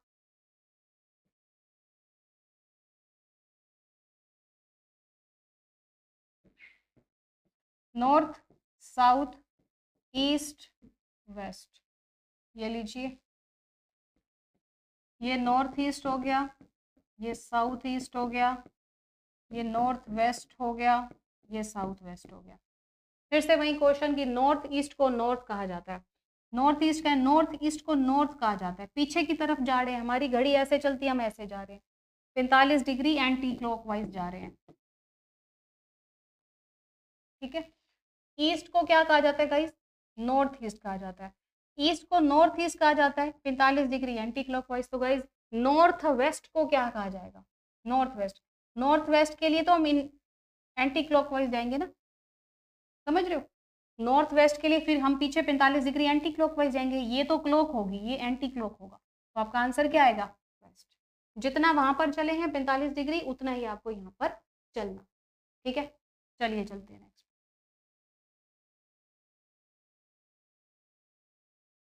How many layouts of pairs, आपको इसमें कुल मिला के ये बताना है कि जैसे आपके सामने एक स्पेलिंग लिखी है ले आउट्स, ठीक है, इसमें आपको ये बताना है इसमें ऐसे कितने जोड़े बन रहे हैं जितने की अंग्रेजी वर्णमाला में बनते हैं। ठीक है, देखो आगे पीछे दोनों से काउंट करना है, मैं आपको काउंट करके दिखाती हूँ कैसे करते हैं। देखो एल एम एन ओ, यहाँ तक एक बन गया, इसको कहते हैं जोड़ा काउंट करना। एल एम एन ओ बन गया, तो फिर से एक बार फिर से एल से काउंट करो, क्योंकि एक यहाँ तक रुक गया, हो सकता है आगे भी एल से कोई बन रहा हो। काउंट करते हैं, L M N O P Q R नहीं बन रहा, छोड़ दो। अब ए से चलते हैं, A B C D E F नहीं बन रहा, छोड़ दो। वाई जेड नहीं बन रहा, ओ पी क्यू आर नहीं बन रहा, ठीक है, यू वी डब्ल्यू नहीं बन रहा, टी एस नहीं बन रहा। लेकिन इसका आंसर एक नहीं है, पीछे से भी काउंट करना। ठीक है, अब मैं इसको करती हूँ गाइस पीछे से काउंट। देखो एस टी एक बन गया, ठीक है, एस टी यू एक बन गया, S T U V W X Y नहीं बनता, टी यू एक ये बन गया, T U V W X Y, ठीक है, U V W X Y, O P Q R कोई नहीं बनता, चार बनते हैं इसमें। ए ऑप्शन फोर्थ आंसर दे दो। ठीक है, आ गया समझ में, चलिए चलते हैं नेक्स्ट। कुछ भी समझ में ना आए वीडियो को बैक जाके आप देख सकते हो, कोई भी प्रॉब्लम नहीं है। फाइंड ऑड वन आउट, इसमें से गाइज आपको सर्च करना है असमान छांटना, तीन एक समान है एक डिफरेंट है। शिमला गाइज क्या है, पहाड़ी है। ऊटी क्या है, पहाड़ी है। दार्जिलिंग क्या है, पहाड़ी है। आगरा क्या है, समतल है। सारी जगहें घूमने की हैं, लेकिन ये तीनों पहाड़ी जगहें हैं और ये क्या है, घूमने की। देन आपका आंसर क्या आएगा, आगरा।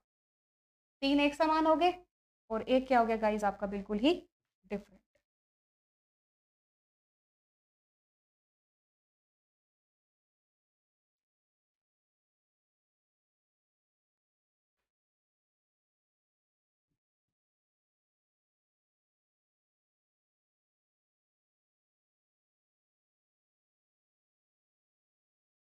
एक सेकेंड देख लेते हैं।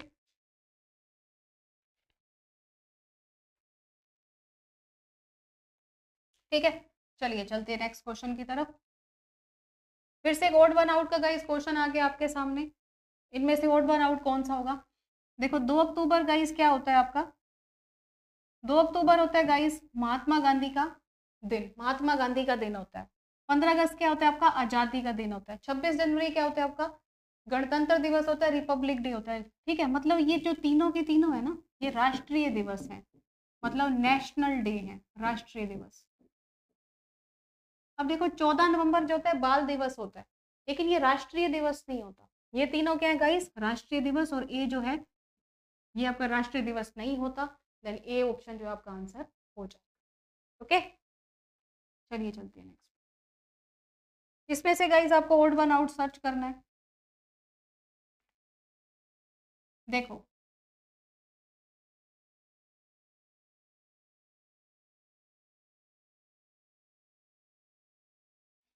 सबसे पहले इनकी प्लेस वैल्यू लिख लो, क्योंकि आपको ये पता होना चाहिए कि अगर अल्फाबेट से कुछ नंबर बन रहे हैं, जरूर उनकी प्लेस वैल्यू ली गई है। अगर ये 4 है, ये 18 है, अगर मैं इनको जोड़ दूं तो गाइस कितना आएगा? 22, और 22 का आधा किया है इन्होंने, और यहाँ पर कितना है आपका? 11। उसी तरीके से गाइस ये 22 है, ये 2 है, 22 और 2 गाइस कितना होगा? 24। 24 का इन्होंने आधा किया है, कितना आएगा? 12। उसी तरीके से ये 20 है, ये 16 है, 20 और 16 गाइस कितने हो गए? 36। 36 का आधा किया, कितना आया? 18। उसी तरीके से ये 7 है, 13, दोनों को टोटल किया कितना है? 20, और 20 का आधा कितना होना चाहिए था? 10, लेकिन यहाँ पर क्या आ रहा है? 8। इसका मतलब ये हो गया आपका फोर्थ ऑप्शन फाइनल आंसर। ठीक है, चलिए चलते हैं।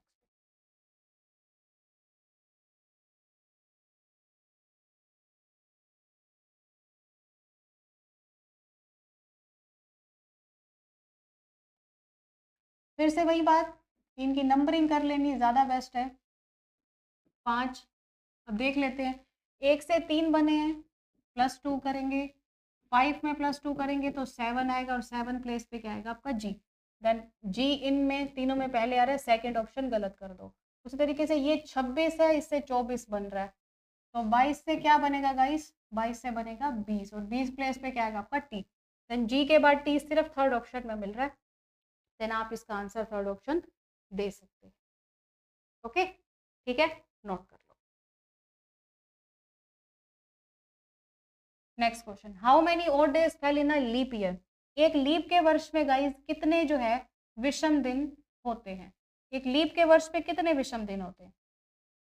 अब ये कैसे निकले? एक लीप के वर्ष में दिन कितने होते हैं? 366।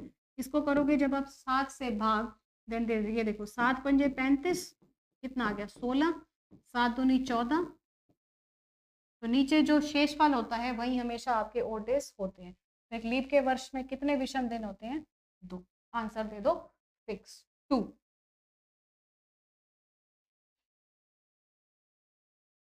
नेक्स्ट क्वेश्चन है गाइस आपका रैंकिंग से।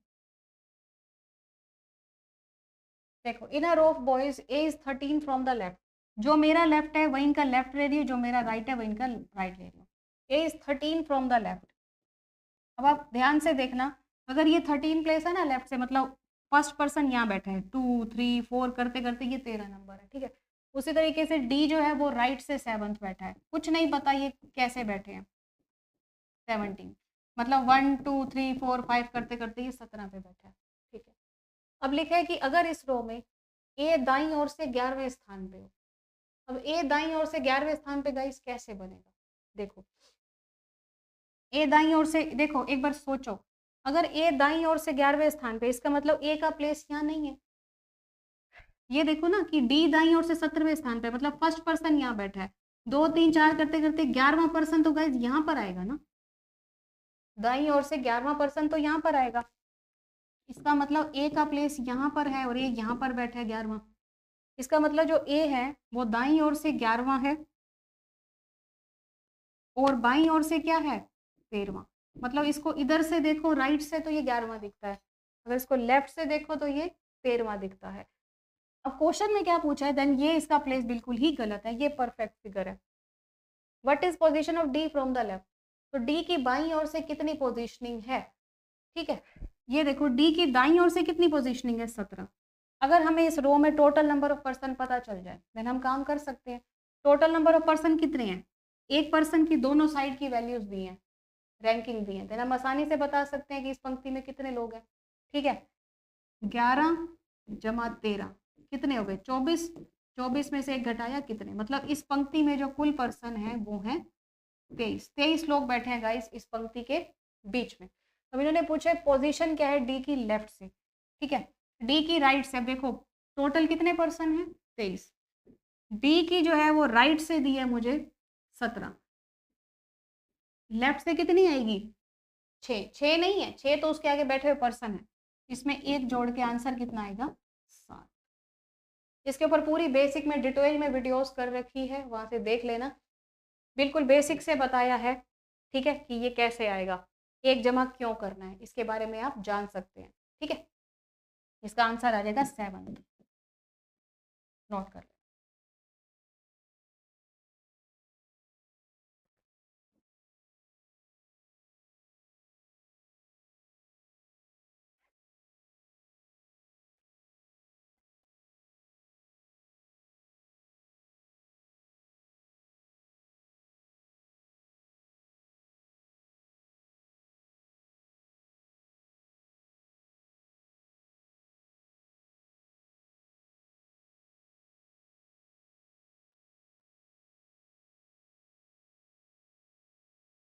हाँ जी गाइस, नेक्स्ट क्वेश्चन है आपके सामने, चलिए देखते हैं।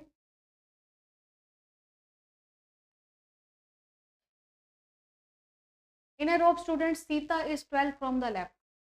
सीता 12वीं है, ये लीजिए, इसके लिए थोड़ा सा अच्छा सा स्पेस चाहिए, ये लो।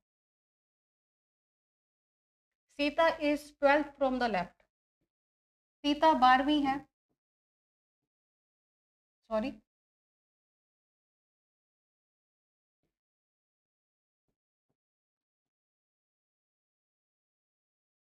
ठीक है, Sita is 12 from the left and Gita is 17 from the right. Gita is 17th from the right, यहां से ले लिया। ठीक है, अब लिखा है अगर सीता और गीता अपने स्थान को चेंज कर ले, मतलब गीता यहाँ पर आ जाए और सीता यहाँ पर आ जाए, तो क्या होगा। देखो, तो गीता जो है ना वो दाईं ओर से 27वीं बन जाती है। गीता का बाईं ओर से प्लेस तो पता चल गया, नंबर 12, और गीता दाईं ओर से कितनी बन जाती है, यही सेम पर्सन 27वें नंबर पे आ जाती है। अब ये बताओ, इन्होंने पूछा कि इस पंक्ति के की सीता और गीता के बीच में कितने लोग हैं। ठीक है, अब आप खुद देखो, सीता और गीता के बीच के अगर आपको लोग देखने हैं, ये देखो, अगर मैं सीता की बात करूं, सीता बाईं ओर से क्या है 17वीं, और गीता बाईं ओर से कितनी है, दाईं ओर से कितनी है 27वीं, मतलब दोनों पर्सन की एक साइड की पोजीशनिंग दी है, तभी तो बीच के पर्सन निकाल सकते हैं ना। ऐसे थोड़ी ना कि एक का राइट का एक का लेफ्ट का, नहीं, सीता की भी दाईं दी है, गीता की भी दाईं दी है, तो ये 17 में से 27 में से 17 घटाओगे कितने पर्सन निकलेंगे बीच में 10, लेकिन आंसर कितना है इसका 9। आप खुद काउंट कर सकते हो, 17 और 27 के बीच में कितने लोग आते हैं, देखो 18, 19, 20, 21, 22, 23, 24, 25, 26, देखो 1 2 3 4 5 6 7 8 9, इसका मतलब आंसर क्या आएगा आपका फर्स्ट ऑप्शन 9%। ठीक है, चलिए नेक्स्ट की तरफ। ये क्वेश्चन बहुत इंपॉर्टेंट है, यंगर शॉर्टर वाले क्वेश्चन है, बहुत इंपॉर्टेंट, ध्यान दीजिएगा। P's age is equal to Q's age, अगर पी की जो उम्र है वो क्यू की उम्र के बराबर है, ठीक है, R is younger than S. Guys आपको क्या करना है, जो भी सबसे बड़ा होगा उसको सबसे ऊपर रखिए, सबसे छोटे को नीचे रखिए। ठीक है, जो सबसे हैवी होगा भारी होगा उसको ऊपर रखिए, बाकी सबको नीचे रखिए। मैं आपको बता रही हूँ ऑलरेडी, देखो R is younger than S, R छोटा है, किससे छोटा है एस से, मतलब एस बड़ा हो गया आर से। ठीक है, T is younger than R, T छोटा है आर से, मतलब टी नीचे आएगा आर की। ठीक है, बट ओल्डर देन पी, मतलब टी आर से तो छोटा है लेकिन पी से बड़ा है, मतलब पी से हो गया टी बड़ा। कुछ समझ में ना आए वीडियो को बैक जाके देख सकते हो। ठीक है, पी आर से तो छोटा है लेकिन पी से बड़ा है। अब देखो P is equal to Q मैंने ऑलरेडी रखा था। ठीक है, who is oldest in all, मतलब इन सब में से जो बड़ा है वो कौन है। और सी बात है, मुझे आंसर में क्या दिख रहा है एस, फोर्थ ऑप्शन एस जो है परफेक्टली फॉलो हो रहा है। ठीक है, कुछ भी समझ में ना आए भाई कमेंट सेक्शन का कमेंट होगा, कमेंट का ऑप्शन होगा, वहां पर कमेंट भी कर सकते हो आप। बाय द वे ये क्वेश्चन बहुत ईजी होते हैं और सबसे ज्यादा पूछे जाते हैं आपके ऑल लेवल एग्जाम्स में। ठीक है, चलिए नेक्स्ट क्वेश्चन की तरफ।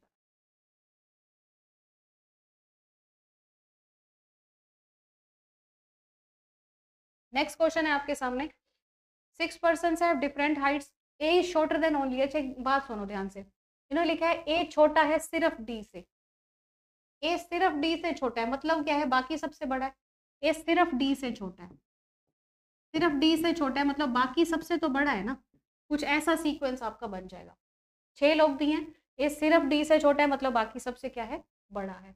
अब इन्होंने लिखा है only 3 persons are shorter than C. C से छोटे सिर्फ 3 लोग हैं, सिर्फ 3 लोग सी से छोटे हैं। मतलब सी जो है यहाँ पर होगा, सी से छोटे सिर्फ 3 लोग हैं, 4 तो नहीं है ना, बाकी ज्यादा तो नहीं है। सी से छोटे सिर्फ 3 लोग हैं। ठीक है, F is shorter than E, F is shorter than E, कुछ इस तरीके से बनेगा। लेकिन इन्होंने लिखा F is not shortest in all, F सबसे छोटा नहीं है। इसका मतलब ई की प्लेस यहाँ लिखो, एफ का प्लेस यहाँ पर लिखो। पर्सन बचा कौन है हमारे पास, सिर्फ बी बचा है और बी को ये वाला प्लेस पे बचा हुआ दे देते हैं। क्वेश्चन में क्या पूछा है, who is shortest in all, इन सब में से छोटा कौन है, then A option B person जो है इन सब में से छोटा पर्सन। ओके, अब इसी क्वेश्चन से रिलेटेड एक क्वेश्चन और भी होगा, ये ध्यान रखना, D A C E F B.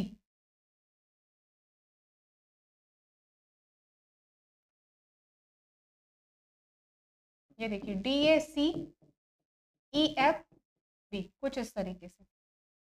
If E's age is 16 years, guys अगर ई की जो एज है वो 16 साल होती है तो आपको बी की एज बतानी है। ऑफ कोर्स सी बात है, बी की एज 16 साल से तो नीचे ही जाएगी ना, बी की एज 16 साल से नीचे जाएगी क्योंकि ई की एज 16 है। तो अब ये ऑप्शन के बेस पे आंसर देते हैं, इनमें से ना ही 19 होगी ना 22 ना 18। ऑफ कोर्स सी बात है, इसका आंसर आप क्या दे सकते हो, 12 साल, क्योंकि ऑफ कोर्स सी बात है अगर इसकी एज 16 है तो इसकी 16 से नीचे की होगी, और ऑप्शन में मुझे सिर्फ 12 साल ऑप्शन दिख रहा है, बस वही आंसर आप कर सकते हो। नेक्स्ट क्वेश्चन,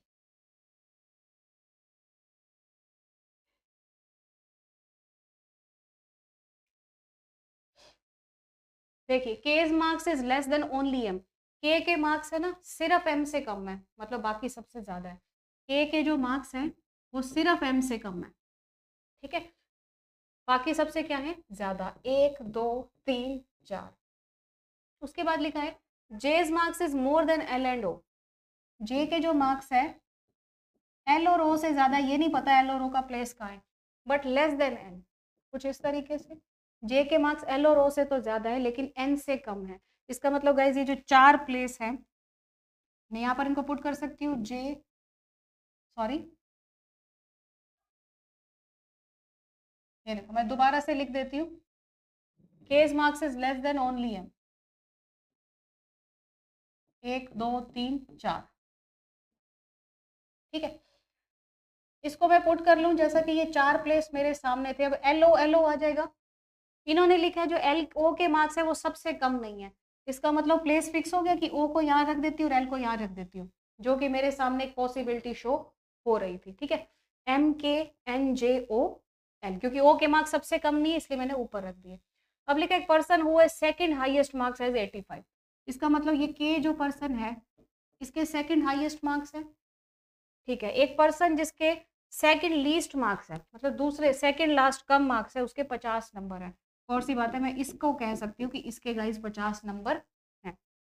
ओके, अब मेरे पास फिगर क्या बनी है, एम के एन जे ओ एल, ये देखिए एम के एन जे ओ एल, जैसा कि मैंने इसमें लिखा था के 85 ओ के 50, के 85 और ओ के 50, ये मार्क्स गाइज मेरे सामने दिए हैं। अब लिखा क्या, how many person has more marks than O, ऐसे कितने लोग हैं जिनके ओ से ज्यादा मार्क्स है। ओ से ज्यादा मार्क्स वाले कितने लोग हैं, सिर्फ 4 ही लोग हैं, और यहाँ पे ऑप्शन में लिखा है मोर देन 3। मोर देन 3 का मतलब होता है गाइस क्या 3 से ज्यादा लोग हैं, हाँ बिल्कुल 3 से ज्यादा लोग ही हैं, ठीक है। ऑप्शन के हिसाब से आप आंसर दे सकते हो, आंसर आ गया मोर देन 3, ठीक है। अब अगला क्वेश्चन देख लेते हैं। अगले क्वेश्चन में गाइस लिखा है if k plus M is equal to 179 then m plus O की वैल्यू आपको बतानी है। ठीक है, अब आप ध्यान से देखिएगा, k प्लस एम की वैल्यू 179। अब जैसा कि आपने ये देखा था, k की वैल्यू गाइस कितनी दी है, 85। k plus M is equal to 179। अगर k की वैल्यू 85 दी है, देन m की वैल्यू आप निकाल सकते हो। 179 में से 85 प्लस कर दो, कितना आएगा गाइस आपके सामने, 94। इसका मतलब जो m की वैल्यू है वो कितनी हो गई, 94 हो गई। उसके बाद हमें क्या निकालना है, m प्लस o की वैल्यू, m प्लस o। अब m के प्लेस पे क्या लिख सकते हो, 95, और o के प्लेस पे देखो क्या लिखा था, o के प्लेस पे 50 लिखा था। ऑफ कोर्स सी बात है, मैं यहाँ पर 50 लिख सकती हूँ, इसको टोटल करोगे तो आपके सामने क्या आएगा, 144। तो मेरे ऑप्शन में, सी ऑप्शन में मुझे रिप्रेजेंट हो रहा है 144 मेरा आंसर। ठीक है, आई होप आपको अच्छे से क्लियर होगा। चलिए चलते हैं नेक्स्ट क्वेश्चन की तरफ।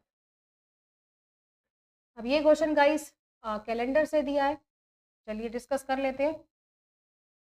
जतिन को रिमेंबर है कि उसका बर्थडे 12 के बाद लेकिन 17 से पहले है। अब ध्यान देना, लिख लो 12 बाद 17 पहले, मतलब 13 भी हो सकता है, 14 भी, 15 भी, 16 भी, लेकिन 17 बाद होगा। ओके, लेकिन उसकी सिस्टर को क्या याद है, उसकी मदर का बर्थडे 10 के पहले लेकिन 14 के बाद, आफ्टर 10 मार्च, 10 मार्च के बाद लेकिन 14 से पहले, मतलब 10, 11, 12, 13, 14, मतलब 10 के बाद लेकिन 14 से पहले। अब आप यहाँ पर ये फिक्स कर सकते हो कि आपका फाइनल आंसर क्या होगा। ठीक है, 10 को हो नहीं सकता, 11 को हो नहीं सकता, 12 के बाद है, 14 से पहले है, कैंसिल कर दो, आंसर क्या आएगा, 13। ऑप्शन नंबर फर्स्ट जो है परफेक्टली फॉलो हो गया। ठीक है, चलिए चलते हैं नेक्स्ट क्वेश्चन की तरफ।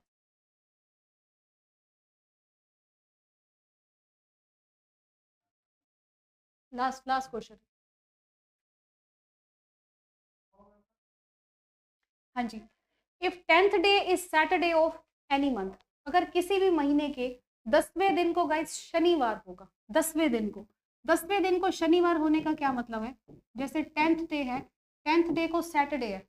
अगर मुझे ये देखना है, लास्ट, ठीक है, please close the door. Okay, 10th day को गाइस सैटरडे है। अब जो नेक्स्ट सैटरडे होगा वो कब होगा, 17 तारीख को। सेकंड सैटरडे कब होगा गाइस, 17 को होगा। उसके बाद अगर मैं थर्ड की बात करूं देन वो 24 को होगा सैटरडे, और उसके बाद नेक्स्ट सैटरडे की बात करूं तो वो ज़्यादा चला जाएगा। ऑफ कोर्स ही बात है, 10th day is a Saturday of any month, 10 तारीख को सैटरडे, हमें निकालना क्या, find the 27th of the month. ठीक है, उस महीने की 27 तारीख को कौन सा बार होगा, उसमें 7 जोड़ा 17 को सैटरडे, उसमें 7 जोड़ा 24 को सैटरडे। ठीक है, मतलब 24 तारीख को गाइस क्या हो गया आपका, सैटरडे। अब आपको बताना है कि 27 तारीख को क्या होगा, देन 25 तारीख को होगा आपका संडे, 26 तारीख को होगा आपका मंडे, और 27 तारीख को गाइस आपका क्या होगा, ट्यूसडे। तो गाइस हमारा आंसर क्या होगा, ट्यूसडे, ऑप्शन नंबर 3।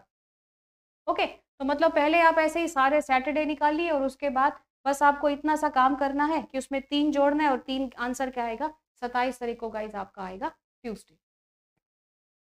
ठीक है गाइस, तो ये थी आपके रीजनिंग के जितने भी ऑल ओवर क्वेश्चंस जो कि आपके KVSD triple SB, by the way आप कोई भी एग्जाम देना चाहते हैं, कंप्लीट रीजनिंग जो है हमारे अचीवर्स एकेडमी ऐप पर अवेलेबल है। ठीक है, उससे रिलेटेड जो मेन क्वेश्चंस कराए हैं बहुत ज़्यादा इंपॉर्टेंट है, जो कि आपके एग्जाम्स में पूछे जाते हैं। तो इन सबको देख लेना, कमेंट सेक्शन में कमेंट कर देना, कुछ भी समझ में ना आया हो हम रिप्लाई कर देंगे। ओके, और गाइज सारा कुछ अच्छे से देख लेना, कुछ भी अगर समझ में ना आए या आपको ऐसा लगे कि मेरी कोई भी लाइन आपको मिसिंग हो गई है, तो आप वीडियो को पीछे बैक जाके भी देख सकते हो, कोई भी प्रॉब्लम नहीं है। ठीक है गाइस, तो ये था हमारा KVSD ट्रिपल SB स्पेशल, जो कि रीजनिंग की ऑल ओवर जितने भी क्वेश्चन थे वो हमने सारे कवर अप कर लिए हैं। ओके, बाय द वे जो चैप्टर्स रह गए हैं, ठीक है, जैसा कि बाकी जो रहते हैं, जैसा मिसिंग नंबर हो गया, फिगर काउंटिंग के क्वेश्चन हो गए, उसके लिए जो है हम अगली क्लास जल्द ही लेकर आएंगे और अपने इसमें अपलोड करने वाले हैं। ठीक है गाइस, तो मिलते हैं अपनी नेक्स्ट वीडियो में। आज के लिए बस इतना ही, बाय बाय।